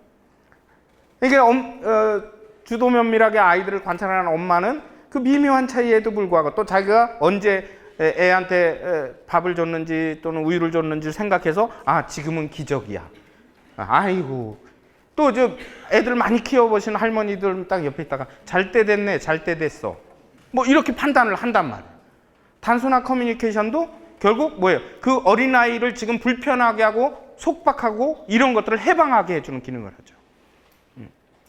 그 커뮤니케이션 굉장히 인간 삶을 이루는 중요한 기초라는 거예요. 하버마스에 따르면 다른 행동들과 달리 의사소통 행위는 사람들 사이에 직접적인 상호 이해 혹은 이해 도달이 목표인 행위다. 그러니까 직접적인 그 어떤 동물적인 욕망을 하는 것이 아니라 자기를 어필하는 행위라는 거예요. 자기를 설득시키고 자기를 인정시키게 하는 행위라는 거예요. 여러 행위가 있는데 의사소통 행위에도 목적론적 행위, 규범적 행위, 뭐 연출적 행위 이런 것들이 있는데 그것과 어떻게 다르냐? 목적론적 행위는 어떤 특정한 목적의 실현을 목적으로 삼는 행위, 대표적인 세일즈를 위한 광고나 비즈니스 같은 거요. 뭐 100만이 선택한 뭐 이렇게 저 누구도 늘 애용합니다. 사실은 별거 아니에요. 탤런트가 그 전문가는 아니란 말이에요. 그렇죠? 옛날에 차범근이 우유 광고했어요. 이미지는 딱 맞죠. 튼튼한 사람이 우유 광고면 우유 먹으면 튼튼해진다. 근데 차범근이 우유 전문가는 아니에요. 따져보면 비논리적이죠. 그러나 그걸 통해서 어떤 목적을 기업은 달성을 하죠. 그 다음에 규범적 행위는 사람들이 법률, 도덕, 관습 등에 따라 결정되는 행위 이런 걸 말하고요. 연출적인 행위는 다른 사람 앞에서 자신을 표현하고 드러내는 행위 이런 걸 얘기를 합니다. 이 가운데서 이런 때 이루어지는 언어 사용이 이루어지지만 여기서 언어는 수단적인 것에 불과해요. 그 자체가 목적이 아니라 부차적이에요. 그러나 의사소통 행위에서 언어 사용은 수단적인 것이 아니라 가장 본질적인 것이에요. 이 무슨 차이가 있느냐? 이를테면 현대 철학자들이 현대의 문명을 비판하면서 현대 산업 사회를 비판하면서 쓰는 많은 용어 중에 가장 대표적인 게 도구적 이성의 확산이란 말이에요. 이 도구적 이성이라는 건 뭐냐? 나의 어떤 목적을 위해서 타인 또는 주변의 상황들을 어떻게 하면 나에게 유리하게 가져갈까라고 하는 머리만 굴리는 거예요. 소위 말해서 계산적이고 타산적인 생각들 이것들이 팽배해 있다라는 거예요. 언어도 도구적으로 사용하게 되면 언어를 왜곡하게 되고 교묘하게 언어를 이용해서 다른 사람을 속이게 되는 수 있죠. 연출 같은 것도 마찬가지예요. 연출한다라고 하는 것은 연기자에겐 매우 중요한 덕목이지만 우리가 다른 사람을 대할 때 연출적으로 대한다. 이건 위선적인 거죠. 위선적인 거. 악어의 눈물 같은 거죠. 그러니까 언어 의미가 왜곡이 되면 그 다음에 타자를 조종하거나 도구적으로 쓰게 되는 데까지 나아갈 수 있다는 거예요. 비즈니스도 마찬가지잖아요. 이를테면 이런 거예요. 아부하는 말들이 전부 다 그 목적지향적 행동들이에요. 아이고 뭐 다른 사람 그래서 우리가 과도하게 칭찬을 하는 말들은 사실 우리 조심해야 되는 거예요. 칭찬은 고래도 춤추게 하지만요. 비이성적인 칭찬은 멀쩡한 고래도 미치게 만드는 거예요. 생각해 보십시오. 사기꾼들은 말도 안 되는 이득을 나한테 보장을 하죠. 500만 꺼줘. 6개월 안에 1,000으로 갚아줄게. 그 말을 믿고 꺼주는 사람은 당해도 싸요. 왜 종종 권력형 사기도 나오잖아요. 뭐 고위 관계자 연출되고서 뭐 투자 유치해가지고 했다. 당한 사람들 똑같은 욕망에 휩쓸린 거예요. 근데 이때 사용된 언어들은 전부 다 뭐예요? 도구적으로 쓰인 거예요. 수단으로 쓴 거예요. 그게 동양 고전에도 있잖아요. 교원 영색. 말을 교묘하게 하고 얼굴색을 바꾸는 것. 영색 연출이잖아요. 연출. 그러니까 거기엔 진정성이 결여된 의사소통만 있을 확률이 높다는 거죠. 광고는 대부분 뻥이죠. 모든 광고는 거짓이에요. 사실은. 아주 일부의 사실을 거대한 거짓으로 포장을 하는 게 광고죠. 그러니까 그런 거에 비하면 오직 의사소통만 하는 것은 의사소통 행위, 순수한 의사소통 행위는 자신을 있는 그대로 자신의 본질을 드러내려는 데 노력을 하는 거죠. 그래서 이러한 성공적인 의사소통의 의의를 달성하기 위해서는 4가지 조건이 갖춰져야 된다라고 얘기를 합니다. 첫 번째, 이해 가능성이에요. 이것은 다른 사람들이 자기 말을 알아들을 수 있도록 이해 가능한 말을 사용해야 한다는 거예요. 그래서 말을 하거나 글을 쓰거나 할 때 그것을 보고 들을 사람이 알아들을 수 있는 의도를 가져야 된다는 거예요. 그러니까 교묘하게 말을 화려하게 구사함으로써 자기를 드러내는 이거 일종의 연출적 행동까지 포함이 되는 거예요. 아, 저 사람 그러니까 말을 나는 못 알아듣는데 굉장히 어려운 말을 쓴다. 그 사람 높이 쳐받들 필요 없어요. 저 사람은 의사소통 능력이 결여된 사람이구나. 그렇게 되면 어떤 문제가 생기냐면요. 정보가 투명하게 소통되지 않아요. 그럴 경우에 한쪽이 한쪽을 속여도 또는 한쪽이 잘못을 했는데 그 결과로 다른 쪽이 피해를 봐도 해명할 기회가 없어요. 그 대표적인 변화 중에 하나를 예를 들어볼까요? 지금 요새 병원들 가시면 진단서 받죠? 그 처방전 받아요. 그럼 다 그게 한글로 출력이 돼서 약국 갖다 주면 받아오죠. 그게 무슨 다제 뭐 이러면 우리는 알지는 못해요. 그렇지만 나중에 그 출력된 걸 확인해 보면 제대로 처방된지 안 된지 검증은 될 수 있어요. 근데 과거에 의약분업 이루어지기 전에 생각을 해보세요. 그리고 전산화 되기 전에 생각해요. 의사들이 다 처방전 쓰면 알아듣는 환자가 하나도 없어요. 나에 대해서 썼는데 난 하나도 몰라요. 글씨를 갈겨 쓸 뿐만 아니라 제대로 정서를 써도 못 알아봐요. 왜? 그거 라틴어거든요. 대부분 라틴어예요. 의학 생물학 용어들의 기초적인 제약 원래 성분들이 일반인들은 알 수가 없죠. 그러니까 어떻게 돼? 의료사고가 나거나 의사가 뭘 했거나 기록도 보관도 안 되고 이럴 땐 뭐예요? 무조건 환자가 손해를 보는 거예요. 정보가 제대로 소통이 안 되기 때문에. 그래서 서로 의사소통을 이루어지는 상호 간에 서로 알아듣는 말을 하는 것이 매우 중요하다는 겁니다. 제가 오늘 그걸 성공하는지 모르겠어요. 그 다음에 진리성은 상대방의 진실을 말하고 있다는 것을 믿을 수 있게 만들어야 한다. 그래야 의의가 있겠죠. 거짓 가지고 공방전을 벌이면 의의가 없는 거예요. 오다가 라디오를 들으면서 트럼프하고 북한하고 지금 공방전을 말에 공방전이 벌어지는 걸 누가 인터뷰를 하는 걸 들었는데 니네가 쏘면 나도 쏠 거야? 진실이면 큰일이잖아요. 근데 아니면 그래서 중간에서 불안한 건 대한민국 국민밖에 없어요. 그렇긴 하지만 우리가 그건 다 뭐예요? 목적지향적이고 연출된 그런 것들이 들어가는 거지만 실제로 나 진짜로 이래라고 우리가 개인 간에 또는 집단 간의 의사소통에서 서로가 서로를 가장하지 않는 의사소통이라면 저런 조건들이 진리성은 반드시 들어가야 돼요.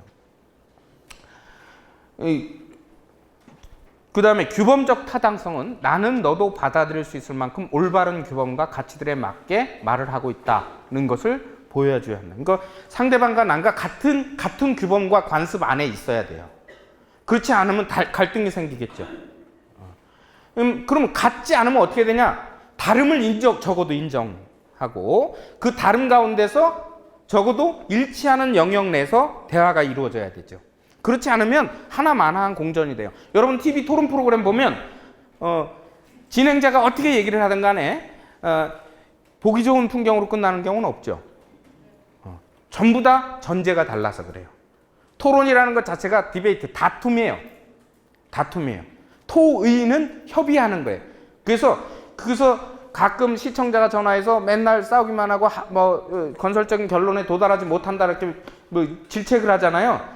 질책할 필요 없어요. 원래 그러려고 나온 거예요. 싸우려고 나온 겁니다.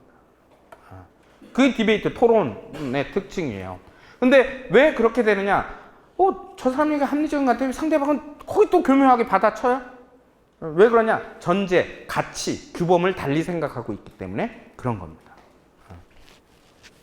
그 다음에 진실성 혹은 진정성, 그러니까 진리성은 사실과 연관된 것에 대해서 내가 객관적으로 진리에 합당하다고 하는 것을 말하고 있다는 것이라면 진실성 혹은 진정성은 나의 마음의 진정한 마음에서 이런 말을 하고 있다.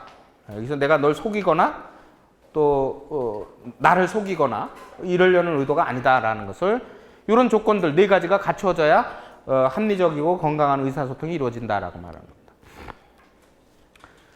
그래서 합리적 의사소통의 상황은 돈이나 권력에 의한 일체의 억압이 배제된 상황에서 이루어지는 것을 의미합니다. 이게 좀 제가 잘렸네요. 네. 이를테면요. 부모님이 물려준 재산, 유산 가지고 이제 자녀들이 싸우는 경우들이 있죠. 싸우는 경우 아니라 한쪽이 완전히 자기 이득을 포기하지 않으면 대개 그냥 싸우게 되는 경우들이 있죠. 거기에 뭐냐면 돈이나 권력이나 뭐 이런 것들이 들어가기 때문에 그러죠. 그러니까 정치인들이 정치할 때 서로 다투는 것도 반드시 이해관계가 있기 때문이에요. 문제는 그 이해관계가 자신을 위한 것이냐 국민을 위한 것이냐에 따라 이제 진정성의 차이가 있죠. 그리고 이런 네 가지 조건이 잘 갖추어진다라고 하는 것은요. 일단 대화 상대방이 이성적인 존재임을 먼저 전제해야 돼요. 그것이 먼저 인정이 돼야 돼요. 달리 말하면 사람이어야 된다는 거예요. 사람인데 사람은 이성적이잖아요. 그러니까 합리적인 판단 능력을 가지고 이성적인 대화를 나눌 수 있는 존재라는 것을 먼저 전제해야 됩니다. 우리가 쟤랑은 말이 안 통해 이렇게 이야기하는 상황은 뭐냐면 대개 그 사람을 어떻게 보는 거예요? 억지 쓰는 사람. 이렇게 보는 거예요. 억지 쓴다는 것은 제대로 된 합리적 설득이 안 되는 사람이라는 거예요. 이해관계만 매달려서 그런다는 거예요. 그런 사람 전형적인 말도 있죠. 난 몰라 하여튼 이런 거예요.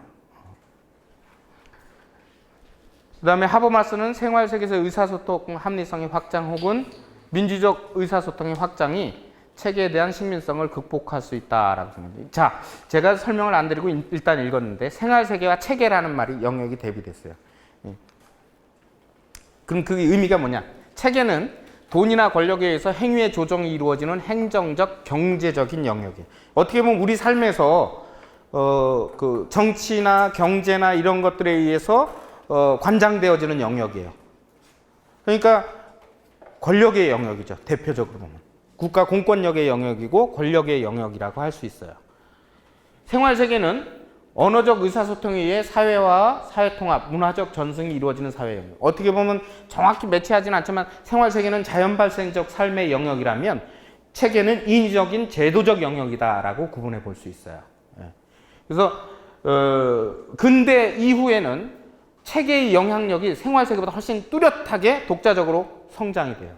근대 국가 형성 이후로는 국가가 자연 발생적인 것이 아니라 인위적으로 국가 권력이 공고히 되고 국민 국가 개념이 생기고 그렇게 됐죠. 그래서 제도가 더 발달하고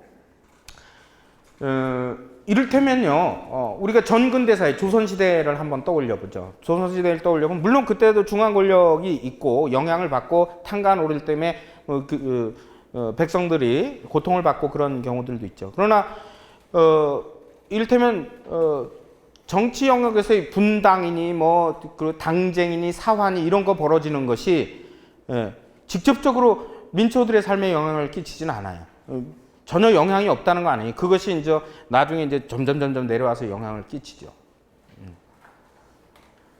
그러니까 일상적 생활 세계 영역은 향약, 두레, 개 이런 걸 통해서 그냥 농촌 지원 굴러가는 그런 시스템이 되는 거예요. 그러니까 그런 데까지 가는 세세한 제도가 없어요.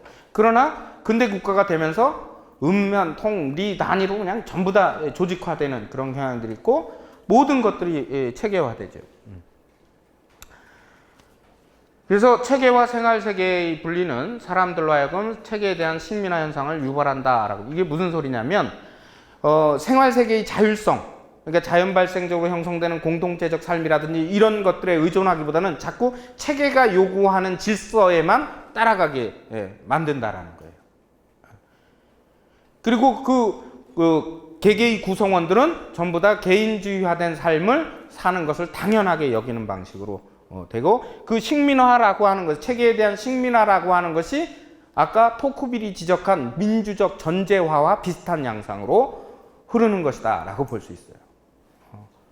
그러니까 우리가 큰 질서에 대해서 체념적으로 사는 경우를 했죠. 사회가 다 그렇지 어쩔 수 있어? 언제는 안 그랬어? 무슨 비판적인 사고에 대해서 이런 방식으로 대응을 하는 것. 이미 체념화된 사고죠.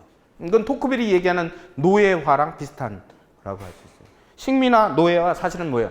뭘 잃어버리는 거냐면 주체를 잃어버리는 거예요.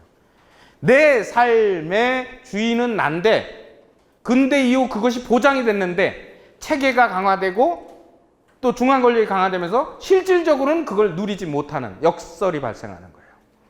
좀 다른 이야기지만 에리 프롬이라는 철학자가 자유로부터의 도피라는 책을 썼죠. 이 자유로부터의 도피의 핵심은 뭐냐면요. 현대인들에게 분명히 자유는 주어졌는데 이들이 자유로부터 도피한다는 거예요. 왜 도피하냐? 여러 가지가 있는데 대표적으로 이런 거죠. 그 자기가 자유라고 하는 건 뭘 의미하냐면 선택을 의미해요. 내가 무엇을 선택할 수 있는 것이에요. 근데 그걸 도피한다는 건 내가 선택을 안 한다는 거예요. 왜 안 하냐? 선택의 결과에 대해서 책임지기 싫어서. 뭐 먹을래? 글쎄 네가 알아서 시켜. 중국집 가면 뭐 먹을까? 다른 사람 한번 후 보죠. 뺏어 먹을 것도 아닌데. 저 사람 짬뽕 먹고 저 사람 짬뽕 뭐 먹지 막 그러다가 짬짜면 나오는 거 아니에요. 자유로부터 도피를 안 하면 짬짜면이 안 나와요. 도피를 하는 거죠. 경우에 따라서는 내 삶이 무기력해질 때 또 자유로부터 도피합니다. 내가 뭘 할 수 있겠어? 이런 뭐예요? 뭔가 힘센 놈이 나와서 내 문제를 해결해 줬으면 하는. 그게 히틀러, 권력에 의한 도피예요. 권력에로의 도피예요. 이런 아이러니가 있는 거예요. 자유를 부여받은 존재가 오히려 자유를 겁내는 그런 상황이, 그것도 아이러니이듯이 개인이 주인으로 사는 시대가 열렸는데 자기 삶은 오히려 무엇인가에 노예화되고 식민화되는 경향. 그러면 뭐예요? 자치를 잃어버리는 거죠. 주체가 되지 못하면, 자기 삶의 주인이 되지 못하면 자치할 수 없어요. 스스로의 삶을 다스릴 수가 없죠. 그러한 경향을 만드는 것 중에 하나가 거대한 체계의 흐름에 끌려가는 거예요. 저항하지 못하고 끌려가는 거예요. 그것을 극복해야만 해방적 삶을 살 수 있다. 이게 하버마스의 의도입니다. 그래서 생활세계에 대한 체계의 월권 역시 근대사회의 문제를 심화시킵니다. 현대사회의 좋은 복지는요, 지원을 해주되 간섭을 하지 말아야 돼요. 간섭을 하면 뭐냐면 월권이 되는 거예요. 월권. 지금은 사람들이 다 잊혀졌을 텐데, 그리고 혹시 바뀌었는지는 제가 모르겠는데, 지금 아마 몸에 붙이는 파스가 건강보험 지정 품목이 아닐 거예요. 파스 처방해서 싸게 받지 않아요. 돼요? 안 되죠. 뭐 2,500원, 2,500원, 3,000원 의사가 처방을 해줘도 그건 싸게 안 줘요. 2002년인가 3년 전엔 됐어요. 지금 문재인 정부에서 다시 뭐 한다니까 그것도 될지 모르겠는데, 그때 제가 연도는 정확히 장담 못 하겠습니다만 2000년대 초반인데 무슨 일이 있었냐면요. 건강보험공단 감사를 했는데 건강보험공단에 5년 동안에 파스 값 지출 500억이 나갔대요. 제가 모 경제신문 톱에 그렇게 나온 거였어요. 노인들 파스 값으로 건강보험 재정 줄줄이 새 5년간 500억 가량. 어마어마하죠. 그게 터지고 나서 파스를 건강보험 적용해서 제외했어요. 근데 그렇게 보면 우리나라 노인분들이 전부 다 파렴치한 도덕적 해이에 빠진 분들처럼 보일 수 있어요. 대개 5만 명 이상의 분이 5년 동안 500억이에요. 그럼 1인당 100만 원도 안 돼요. 이런 일이 왜 벌어졌을까? 경제신문에서는 그런 관심 없어요. 왜 벌어졌을까요? 그때는 노인 기초수급보장도 그거 없어요. 지금 20만 원 뭐 나오는 거 없을 때예요. 그러니까 주로 저소득층 노인들이 허리 아프다, 무릎 아프다로 병원 가서 무조건 떼쓰는 거예요. 파스 좀 넉넉히 처방해달라고. 나 파스 없이 못 살아. 파스 왕창 받아서 어때요? 동네 병원이나 큰 병원에 약국 가가지고 파는 거예요. 700~800원에 사가지고 1,000 얼마에 다시 받으니까 용돈 되는 거죠. 그걸 어떻게 알았을까요? 서로 알려준 거예요. 왜 알려줬을까요? 딱 하니까요. 파지 죽고 자식들이 부양 안 하고 돈 많은 노인들이 그렇게까지 했겠습니까? 저소득층 노인들이나 독거 노인들이 그런 거예요. 근데 나는 그렇게 해서 그래도 몇천 원이라도 몇만 원이라도 한 달에 라면 값이라도 챙겼는데 저 노인은 바보같이 그걸 모르고 있네. 딱 하니까 알려주는 거죠. 당신도 이렇게 봐. 병원 가서. 그럼 얼마라도.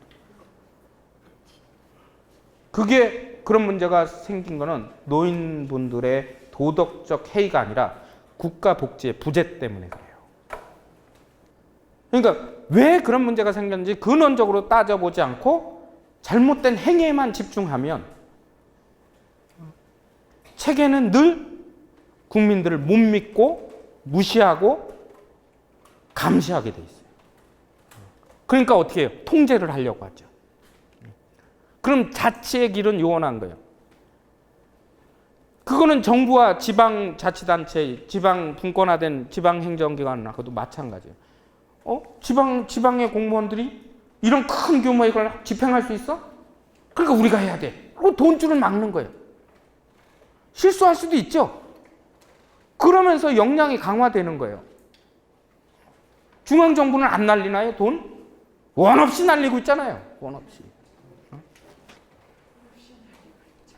그러니까 지원은 하되 간섭을 하지 않고, 그래서 즉 생활세계, 또 지방 정부들은 더 낮은 차원의 생활세계를 보장을 해야 돼. 주민 자율 영역들을 자꾸 북돋아주고 지원을 해주고, 지원해줬으니까 감시받아라 이러면 안 돼요. 결과만 쭉 보고서 그거에 따라서 지원액을 조정한다든지 페널티를 준다든지 이래야지, 상시 이렇게 색안경 끼고 보고 그렇게 해서 될 것 같으면 모든 학부모가 애들 공부할 동안 옆에 계속 붙어 있어야죠. 그렇게 해서 1등 할 것 같으면. 그렇죠? 이 하버마스가 제안하는 해결책은 바로 민주적 의사결정을 통한 법 개정을 통해 생활세계가 체계를 간접적으로 통제할 수 있도록, 이게 사실 토크빌이 구상한 결사체도 그런 취지랑 비슷한 거다라고 할 수 있어요. 그래서 주민들이 권력을 감시하고 주민들이 권력을 비판할 수 있는 길들이 열려야 된다라고 합니다. 그래서 무엇이 활성화되느냐? 공공성의 영역. 이 공공성의 영역하고요, 이 관공서의 그 공공성은 달라요. 이건 생활세계의 공공성을 얘기를 하는 겁니다. 그래서 담론이 활성화되는 영역을 공공성의 영역이라고 했는데, 이 공공성의 영역은 그가 구분한 체계와 생활세계에서 완충적인 영역으로 설정합니다. 그러니까 체계와 생활세계가 딱 분리돼서 적대적으로 간섭하는 것이 아니라 생활세의 요구와 체계의 흐름을 중간에서 컨트롤할 수 있는. 그래서 아까 질문하신 거, 연방제도 갈등이 생길 수 있는데 그런 것들을 조정한다거나, 또 분권화된 지방자치단체들끼리 갈등이 있을 수 있잖아요. 그럼 이해 당사자들끼리 니들끼리 만나 해결 안 돼요. 우리가 갈등이 있을 때면 길 가는 사람 붙잡고 물어봐 이러죠. 객관적인 제3자를 필요로 하는 거예요. 물론 길 가던 사람 붙잡고 물어보면 안 돼요. 실제로는 그 사람까지 싸움에 끌어들이죠. 이 사람이 어느 한 사람 편 들으면 뭐 이따위 인간이 다 있어? 2대1로 싸우는 거예요. 그러나 공공성의 영역에서는 제3자를 불러들인다는 측면보다 양자가 직접 충돌하는 걸 막아주고, 체계와 생활세계를 막는다든지 아니면 분권화된 영역들끼리 충돌한다든지 이런 것들을 합리적으로 조정할 수 있는 영역이 공공성이 필요하다는 거예요. 공공성이 빠지면 자기네 것만 챙기게 되잖아요. 그래서 저는 그냥 예전에 대구하고 부산의 공항, 제 신공항 뭐 어떻게 할 거냐라고 갈등을 할 때 제 그냥 정책적 구상은 아니고, 저걸 지방 정부에 애초에 재정적 권한을 많이 줬으면 경쟁을 붙였으면 어떨까. 그래서 부산하고 대구 지역, 경상남도 경상북도 지역이 부산하고 경남, 대구하고 경북이 컨소시엄 구성해서 서로 경쟁적인 프로모션을 해봐라. 그냥 제안서가 아니라 우리 자치단체에서는 정부 예산만이 아니라 우리 예산도 어느 정도 투여를 할 거고, 그리고 우리 지역이 유치될 경우 부산 지역에 피해를 볼 걸 대비해서 도로 건설은 우리가 어느 정도 보조할 거고, 그쪽에도 혜택이 가도록 우리는 이런 계획을 갖고 있습니다. 또 부산은 반대로 또 그러고. 그렇게 해서 경쟁을 해서 정부 입장에서 중앙정부의 지원을 최소화하면서 자치 역량을 갖춘 지방자치단체에게 우선권을 주겠다. 기준만 잘 마련하면, 그걸 가지고 경쟁하게 하면 지역 갈등도 없잖아요. 그러니까 그런 것들이 논의가 이루어질 수 있는 영역이 바로 이제 공공성의 영역이다라고 할 수 있습니다. 생활세계에서 합리적인 의사소통이 이루어지기 힘든 이유는 체계에 의한 간섭이 이루어지기 때문이다. 그래서 국가가 쓸데없이 개입을 하면 좋은 결정도 불이익을 받았다고 하는 쪽에서는 오해를 하죠. 그래서 신공항 문제 가지고 제일 돈 번 건 프랑스 용역회사예요. 타당성 조사에서 결국 뭐예요? 김해국장, 김해공항 확장, 수십억 용역비만 날라갔죠. 공공성의 영역은 바로 이러한 간섭을 배제하도록 하는 것이 이제 목표다. 그래서 하버마스의 기획에는 공공성의 영역을 확장함으로써 생활세계의 자율성을 구축하는 것이 이제 포함되는 겁니다.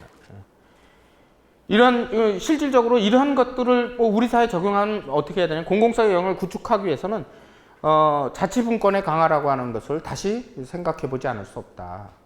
이게 논의할 사항이 거대 담론이 되면요, 복잡해져서 의사결정이 어려워져요. 그러니까 작은 단위들로 이렇게 나가서 해법을 모색해야 돼요. 예를 들어 4대강 사업 같은 거대 토목 사업을 함부로 결정하면 안 되잖아요. 그것이 옳으냐 그르냐를 제가 말씀드리는 게 아니에요. 또 원전 지금 발전 방안도 마찬가지고요.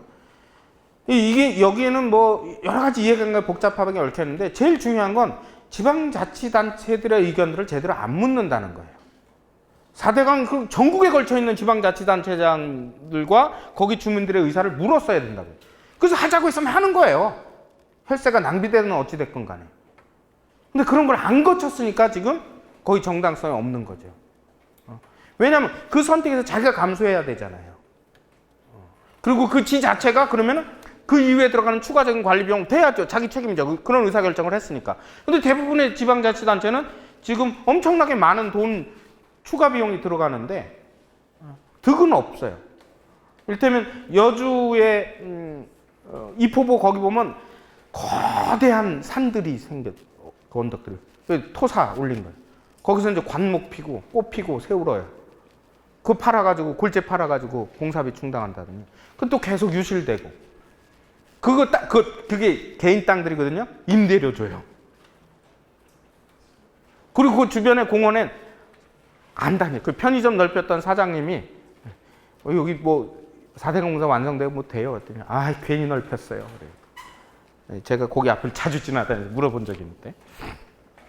그래서 지방자치단체 또는 그 더 낮게는 지역 주민들이 자기 지역과 국책사업이라 하더라도 연관되는 분의 의사결정에 관여할 수 있는 그런 모색들이 필요하다라는 거예요. 중앙집권화가 강화될수록 체계의 힘이 커져요. 그 뭐예요? 우리나라 중앙집권화가 강화돼 있으니까 뭐예요? 정부가 큰 예산 다 가지고 지방자치단체 휘둘리게 만드는 거. 기재부 같은 데서 막 정권을 휘두르잖아요. 체계의 논리가 자꾸 강조돼요. 이 지방자치단체의 경우 중앙정부에 비해서 생활세계의 속성을 더 많이 유지할 수 있어요. 왜냐하면 여러분들 그 시 경우보다 더 작은 단위 행정, 군 단위로 가면 더 뭐예요? 지방 관청하고, 그러니까 거기에 체계죠 나름대로. 관청하고 민의 관계가 좀 더 밀접해집니다.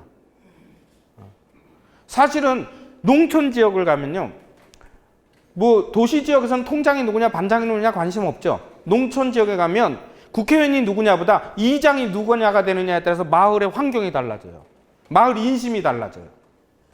물론 그것 때문에도 이권도 생겨요. 그런데 이장 잘못 뽑으면 인심 사나워졌다 이런 소리가 나와요. 그래 국회의원 누구 뽑았다고? 국회의원도 국민 4년 동안 신경 안 쓰듯이 국민들도 4년 동안 신경 안 써요. 그러니까 사실은 내 삶에 큰 영향을 안 끼친다는 거예요. 제가 왜 농촌 지역을 얘기를 하냐면 농촌 지역이 저 생활세계의 특성들이 더 많이 남아있기 때문에 그래요.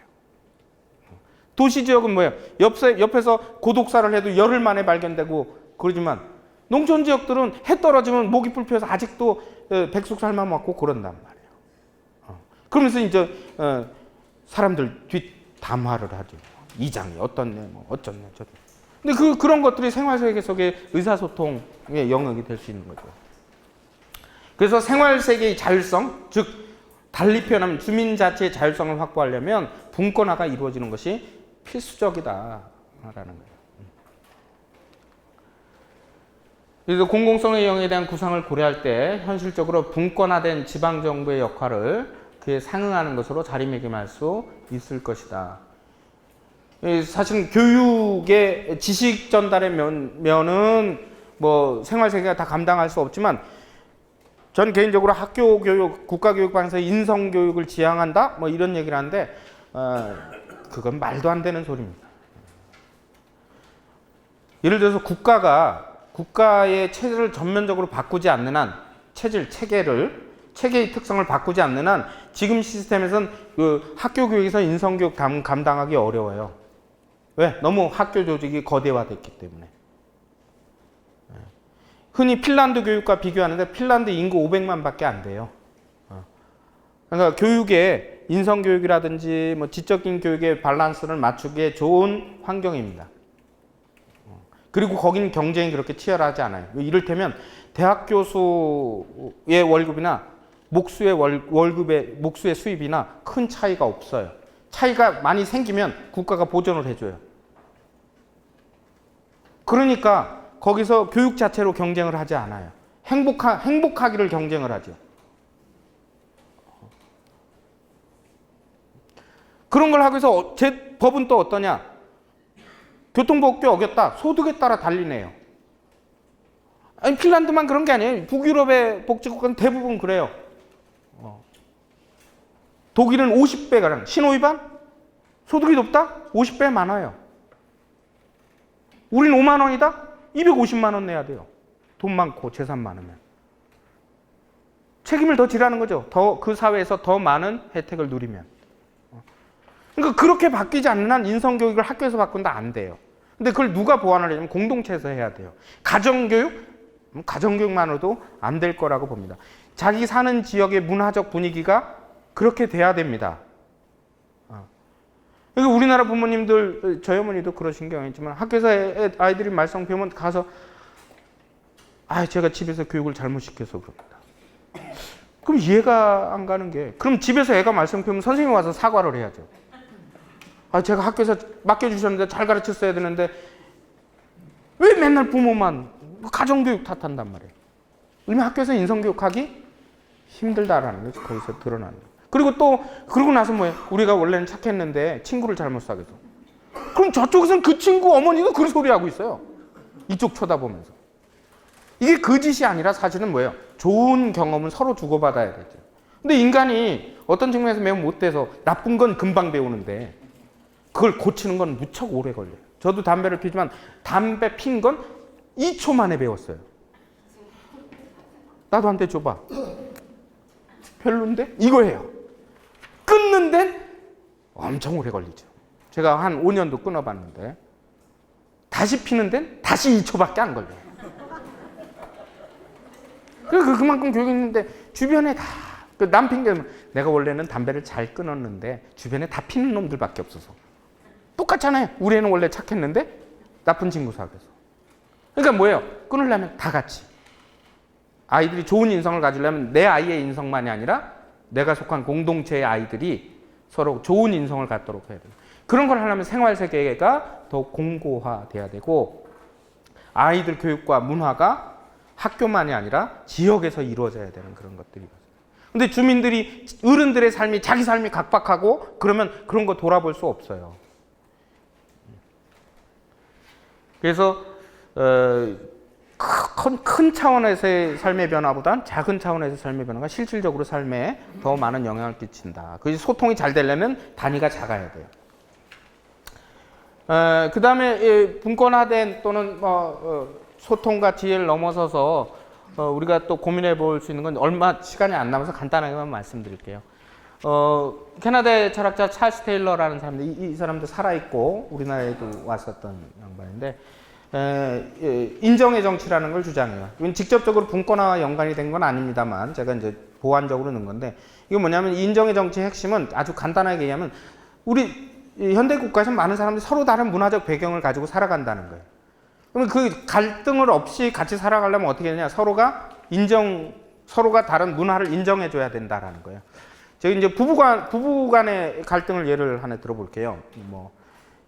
저보다 결혼하신 지 훨씬 연배도 오래되신 분들 많이 계시지만, 이를테면 부부 간의 갈등에 저도 그런 경험이 있지만, 넘지 말아야 되는데 간혹 감정이 심하면 조심하면서 넘는 것 중에 하나가 상대방의 집안의 가풍을 얘기를 할 때, 이건 돌이킬 수가 없죠.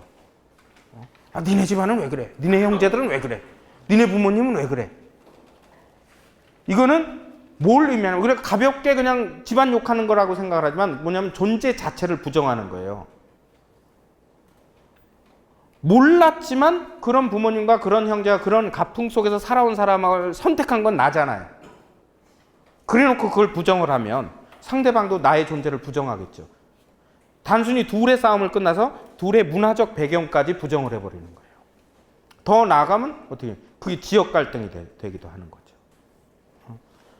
그래서 그런 것들을 극복하기 위해서 뭐냐면 타자라는 존재는 단순히 그 사람이 나와 개체적으로 다른 존재일 뿐만 아니라 다른 문화적 배경을 갖고 온 대표 선수다라고 보는 거예요. 그걸 인정을 해야 된다는 거예요. 그 차이를. 그래서 타자와의 소통에서 가장 기본이 되는 전제예요. 인정을 하려고 드는 거예요. 갈등이 일어나는 건 인정을 안 하려고 할 때 발생하는 거예요. 근데 인정의 문제는요, 헤겔이란 철학자부터 고민된 겁니다. 뭐냐? 헤겔은 생과 사를 건 투쟁이라고 했어요. 인정 투쟁이. 뭐냐? 인간은 인정을 받지 못하면 살아갈 수 없다는 거예요. 우리 사회가 불명예스러운 타이틀이 몇 개 있죠. 자살률 1위, 뭐 이런 것들. 청소년 자살률 1위, 노인 자살률 1위. 사실은 나머지 자살률도 다 1위일 거예요. 그 자연적 자살률 1위는 핀란드예요. 기후 때문에. 우울증 환자가 많아서. 근데 제도적인 사회적인 문제 때문에는 거의 대한민국이 독식을 하고 있죠. 근데 자살을 하게 되는 동기 중에 하나는 뭐냐면 그 인정 욕구를 실현하지 못하는 경우들이에요. 때로는 제가 이런 말씀드리면 또 그렇지만 성적 때문에 자살하는 아이는 아이러니하게도 성적이 좋은 아이예요. 성적 때문에 시험지를 훔친 거랑 똑같아요. 꼴찌는 성적 때문에 절대 자살하지 않아요. 심지어 꼴찌는 1등을 안 미워해요. 꼴등이 미워하는 것은 꼴찌에서 2등이에요. 그리고 굉장한 열등감도 없어요. 둘이 또 친해요. 왜? 서로 놀림감이 되니까. 근데 1, 2등은 달라요. 생과 사를 건 투쟁이고, 우리 애가 5등밖에 못한다. 그럼 2등 하는 애가 그렇게 부럽죠. 그런데 그 2등 하는 애는 집에 가서 맨날 넌 왜 2등밖에 못하냐, 1등을 생전 못하냐 가지고 욕먹으면 인정을 받지 못하는 거예요. 그럼 뛰어내리는 거죠. 그래서 인정이란 문제는 굉장히 인간 삶을 결정짓는 중요한 요소다. 우리가 자존심, 자존감 다 뭐예요? 인정과 결부되죠. 우리가 때려왔던 우리가 그렇게 좋아하는 돈 없어도 돈을 받지 못해도 기꺼이 남을 위해서 어떤 일을 해줘요. 그때 인정받으니까. 때로는 그 인정이 나한테 오는 인정이 아니라 나를 속한 인정이기도 해요. 그래도 좋아요. 나를 개별적으로 칭찬하지는 않지만 내가 속한 공동체를 칭찬해. 그래서 누군가가 대한민국 사람들 대단하다는 소리 하면 내가 기분이 좋아요. 나 대단한 거 안 했는데도. 인정의 욕구는 그렇게 중요한 겁니다. 그래서 타자를 먼저 인정하는 삶이 필요하다는 거예요. 그걸 통해서 근데 인정은 관계적 개념이에요. 즉 인정은 늘 타자를 전제로 한다는 거예요. 타자를 전제로 한다. 날 인정해 주는 건 내가 아니라 타자여야 의미가 있죠. 그래서 인간은 타자를 전제로 하는 근본적으로 공동체적 삶을 피할 수 없는 존재다. 아무리 자본주의나 산업 문명이 인간을 개체화시켜도 인간은 근본적으로 공동체에 의존적일 수밖에 없다. 그런 자아관을 가져야 된다라는 것이 이제 테일러의 입장입니다. 그래서 마땅한 인정의 결여가 이루어지면 정체성의 왜곡을 의심해 봐야 돼요. 니까 짓게.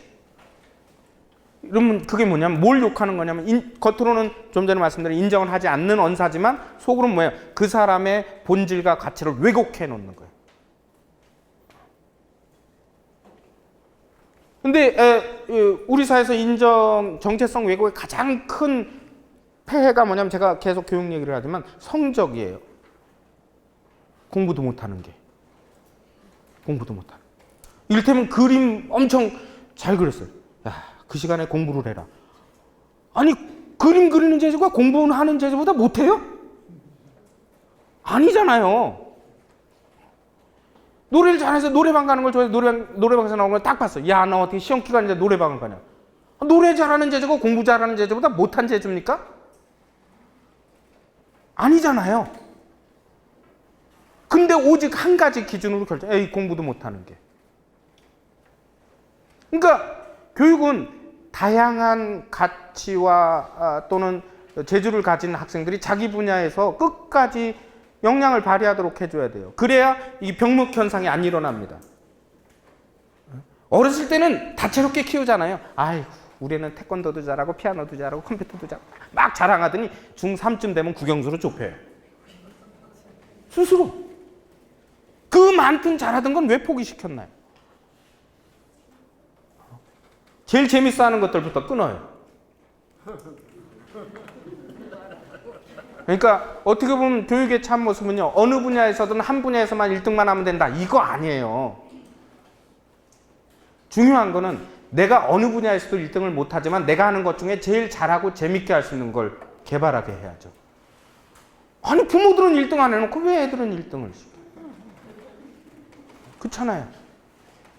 그리고 평생 1등만 한 부모는 우리 주변에 별로 없어요. 그렇잖아요. 그게 사람이에요? 사람하고 살아야죠.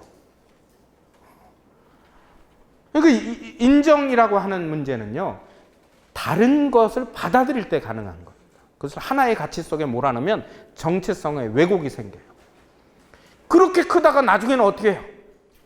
어렸을 때는 공부도 못하는 것이 이런 걸로 해서 다른 재주는 하나도 인정 못 받다가 커서는 돈도 못 벌어오는 게 이걸로 바뀌어요. 돈도 못 버는 게. 누구 이렇게 왜 이렇게 늦었어?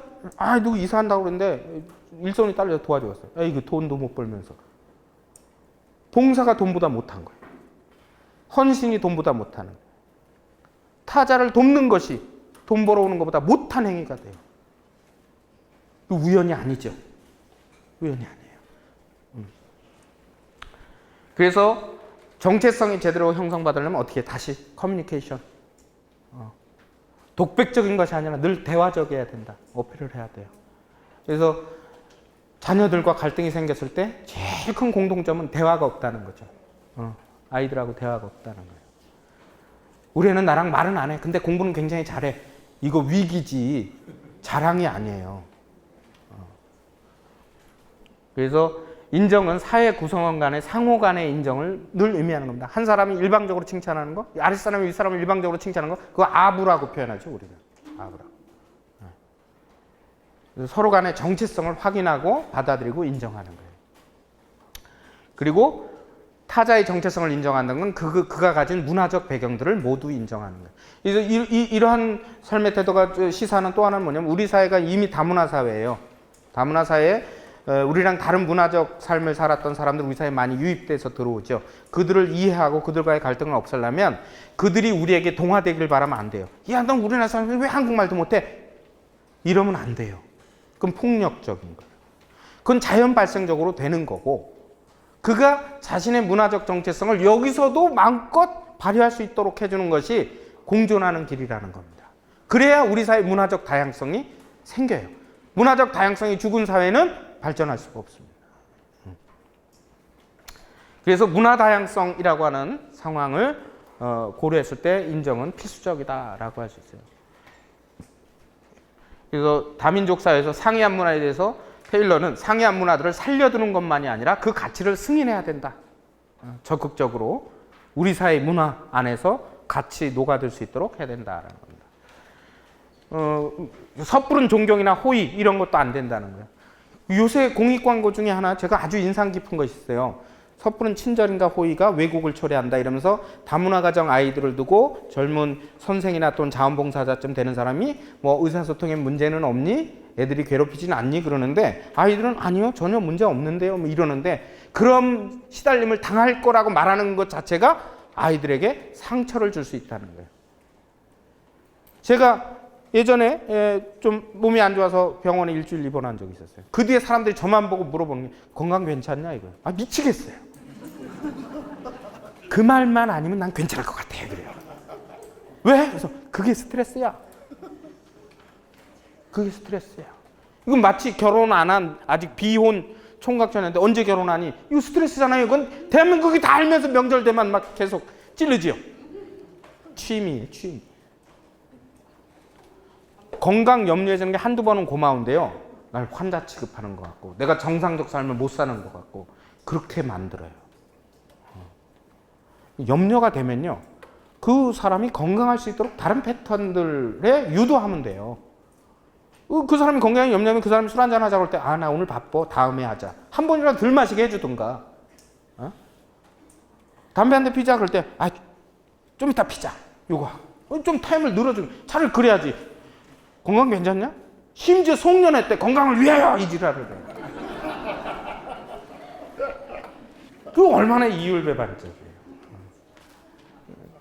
그래서 이런 삶들을 유지하기 위해서는 지평융예란 방법. 좀 또 설명하기 좀 복잡하긴 한데 서로 이렇게 서로 다른 분들이 켜켜이 스며들어서 그것이 내 삶의 원리에 자연스럽게 내 삶을 바꾸는 대로 이렇게 수용을 하라는 방법이에요. 좀 더 복잡하긴 하지만 길게 설명할 여유는 없고요. 이런 걸 통해서 끝까지 말하려고 하는 것이 이제 연대적 삶을 강조하는 겁니다. 자치 분권화돼서 지방자치단체까지 그냥 그 단체끼리 경쟁만 하는 것이 아니라 지역 주민들과 자치단체들과 서로 공공성의 영역에서 협력하는 삶, 그런 것들이 필요하다. 그 제가 사는 지역에 커다란 변전소가 들어온다는 얘기가 재작년인가 있었어요. 근데 그 후보지가 5개였어요. 인근, 군 뭐 이렇게 해서. 은근히 우리 지역만 아니면 돼라는 식의 경쟁을 벌이고 있는. 나중에는 그래도 잘 협의가 돼서 주민들 투쟁위가 서로 회의를 해서 어떻게 하냐면 이 5개 시군구의 후보 지역이 모두 거부하는 걸로, 같이 연대하는 걸로, 같이 싸워. 이 지역에서 우리 지역에서 갔으니까 우리 그만두자가 아니라 같이 대응하는 걸로. 그래서 결정이 보류가 됐어요, 결국은. 예, 그거는 뭐 지금 중요한 건 아니고요. 실제로 제가 이 설명을 위해서 꾸미는 얘기는 절대 아닙니다, 실제로. 그래서 촐은, 라이너 촐이라는 사람은 연대적 삶이 지역사회의 의무다. 저는 이걸 다시 뭐냐면 그것이 자치에 동참하는 것, 자신의 자치의 권리를 주장하는 것, 이런 것들과 함께여야 된다. 연대는 그 자체로 행위이면서 특히 정치적 행위의 형태로 나타난다는 점에서 정치의 가장 중요한 실천의 행위다. 우리가 사실은 우리 공동사회 문제를 해결한 것들, 대한민국의 문제를 해결한 것들 다 연대의 결과죠. 테일러는 마지막 것만 볼게요. 근원적 공동체의 바탕을 둔 연대를 통해 공동체의 약자가 권력을 부여받는 것, 즉 그 사회의 가장 약자조차도 권력에서 소외되지 말아야 된다는 것. 우리 사회의 사회적 약자라는 말이 더 이상 그래서 유의미하지 않게 되는 것, 그런 게 필요하다라는 거예요. 그리고 연대는 오늘날 시장의 독점적 영향 또는 하나의 가치가 지배하는 것을 깨는 데도 도움이 됩니다. 이를테면 학교에서 공부 잘하는 아이들 기준으로만 평가하던 것이 그 다음엔 다양성으로 넘어가고, 뛰기 잘하는 애, 그림 잘 그리는, 노래 잘하는 아이들도 학교에서 각광을 받도록 하는 건 그들 간의 연대 속에서 분위기가 형성될 수 있다라는 겁니다.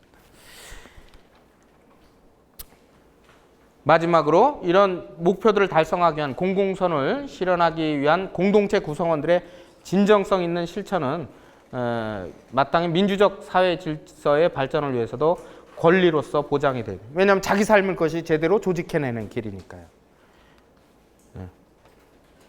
그래서 자치분권의 강화는 결과적으로 공동체적 삶의 보존과 다문화 사회에서의 문제 해결만이 아니라 미래의 불안 요소에 대처할 수 있는 민주교육의 바탕이 된다. 그래서 삶이 안정이 돼야 되는 거죠. 내가 혹여 내 능력 또는 노력이 다소 부족해서 또는 판단을 못해서 실패하더라도 내 공동체가 내 삶을 지탱해 줄 수 있는 준비가 되어 있어 라고 생각을 할 수 있는 그런 것들이 바로 분권화를 통해서 실현할 수 있는 공동체적 삶이다. 이런 정도로 생각해 볼 수 있을 것 같습니다. 예, 제가 막 바쁘게 하느라고 좀 그랬는데 혹시 질문? 지금 국내 정치, 경제 여러 가지 어려운 요건들이 사실상 현실 속에 있는데 지금 저런 교육을 통한다든지 강의를 통해서 우리 지역 주민들이 뭐 적극적으로 참여하고 역할을 다한다고 했을 때 과연 교수님 개인적인 생각으로 지금 언제쯤이면 그 행복한 그 지방자치가 그 건실하게 성립될 것 같아요. 정답은 없을 것 같아요. 그렇죠. 언제라는 물리적 시간은 존재하지 않고요. 조건 몇 가지 조건은 필요할 것 같아요. 이를테면 제가 지금 저는 뭐 정치 전문가는 아니면 정치 철학을 하지만 정책적인 전문가는 아닙니다. 그렇지만 몇 가지 추상적인 조건들에 이를테면 정당의 권력도 상당 부분 해체돼야 돼요. 제가 오늘 말씀드린 것 말고도 지방 정치 또는 지역 정치, 지역 세계의 의사 결정 과정에 중앙 정당의 뭐 공천권이라든지 이런 거, 그리고 국회의원이 더 위고 지방자치단체의 의원들이 더 낮고 이런 수직 위계구열 이거 깨지지 않으면요 절대 안 돼요. 그래서 구의원이나 시의원이 국회의원 앞에서 그 문짝 열어주고 이 짓 하는 거 사라지지 않으면 절대 이 우리나라 지방자치의 미래는 근원적으로 개선될 수 없다고 봅니다. 학자로서 봤을 때 그런 그 시기가 대략 뭐 진짜 정말 열심히 노력하고 함께 한다고 그러면 그 시기를 언제쯤으로 학자로서 판단할 수 있는지. 개인적으로는 지금의 변화 속도를 국회의원 임기로 치면 한 3번의 이 추세가 역전 다시 되돌아가지 않고 3번 정도 더 가면, 그러니까 한 12년 변화 패턴대로 가면 그것까지도 논의가 되지 않을까, 저는 그렇게 생각을 합니다. 물리적으로 굳이 한다면. 왜냐하면 몇 번에 그래서 정치권이 스스로 그런 국민들이 그런 작은 요구라도 들어주지 않으면 내가 국민의 대표가 될 수 없구나라는 생각을 가져야 되는데, 우리가 과거 정권이 변화되고 이런 몇 번의 과정을 봐서 대개 뭐 5, 6년 안에 이런 건 절대 안 일어날 것 같고요. 3번은 물갈이가 돼야, 그리고 국민들이 그런 분위기로 적극, 3번은 물갈이하면 이게 어쩌다 한 번의 선거 분위기가 아니구나, 이 패턴이 굳어졌구나 하려면 3번은 돼야 되지 않을까, 저는 개인적으로 그렇게 생각합니다. 그렇게 해서 물리적으로 치면 12년이네요.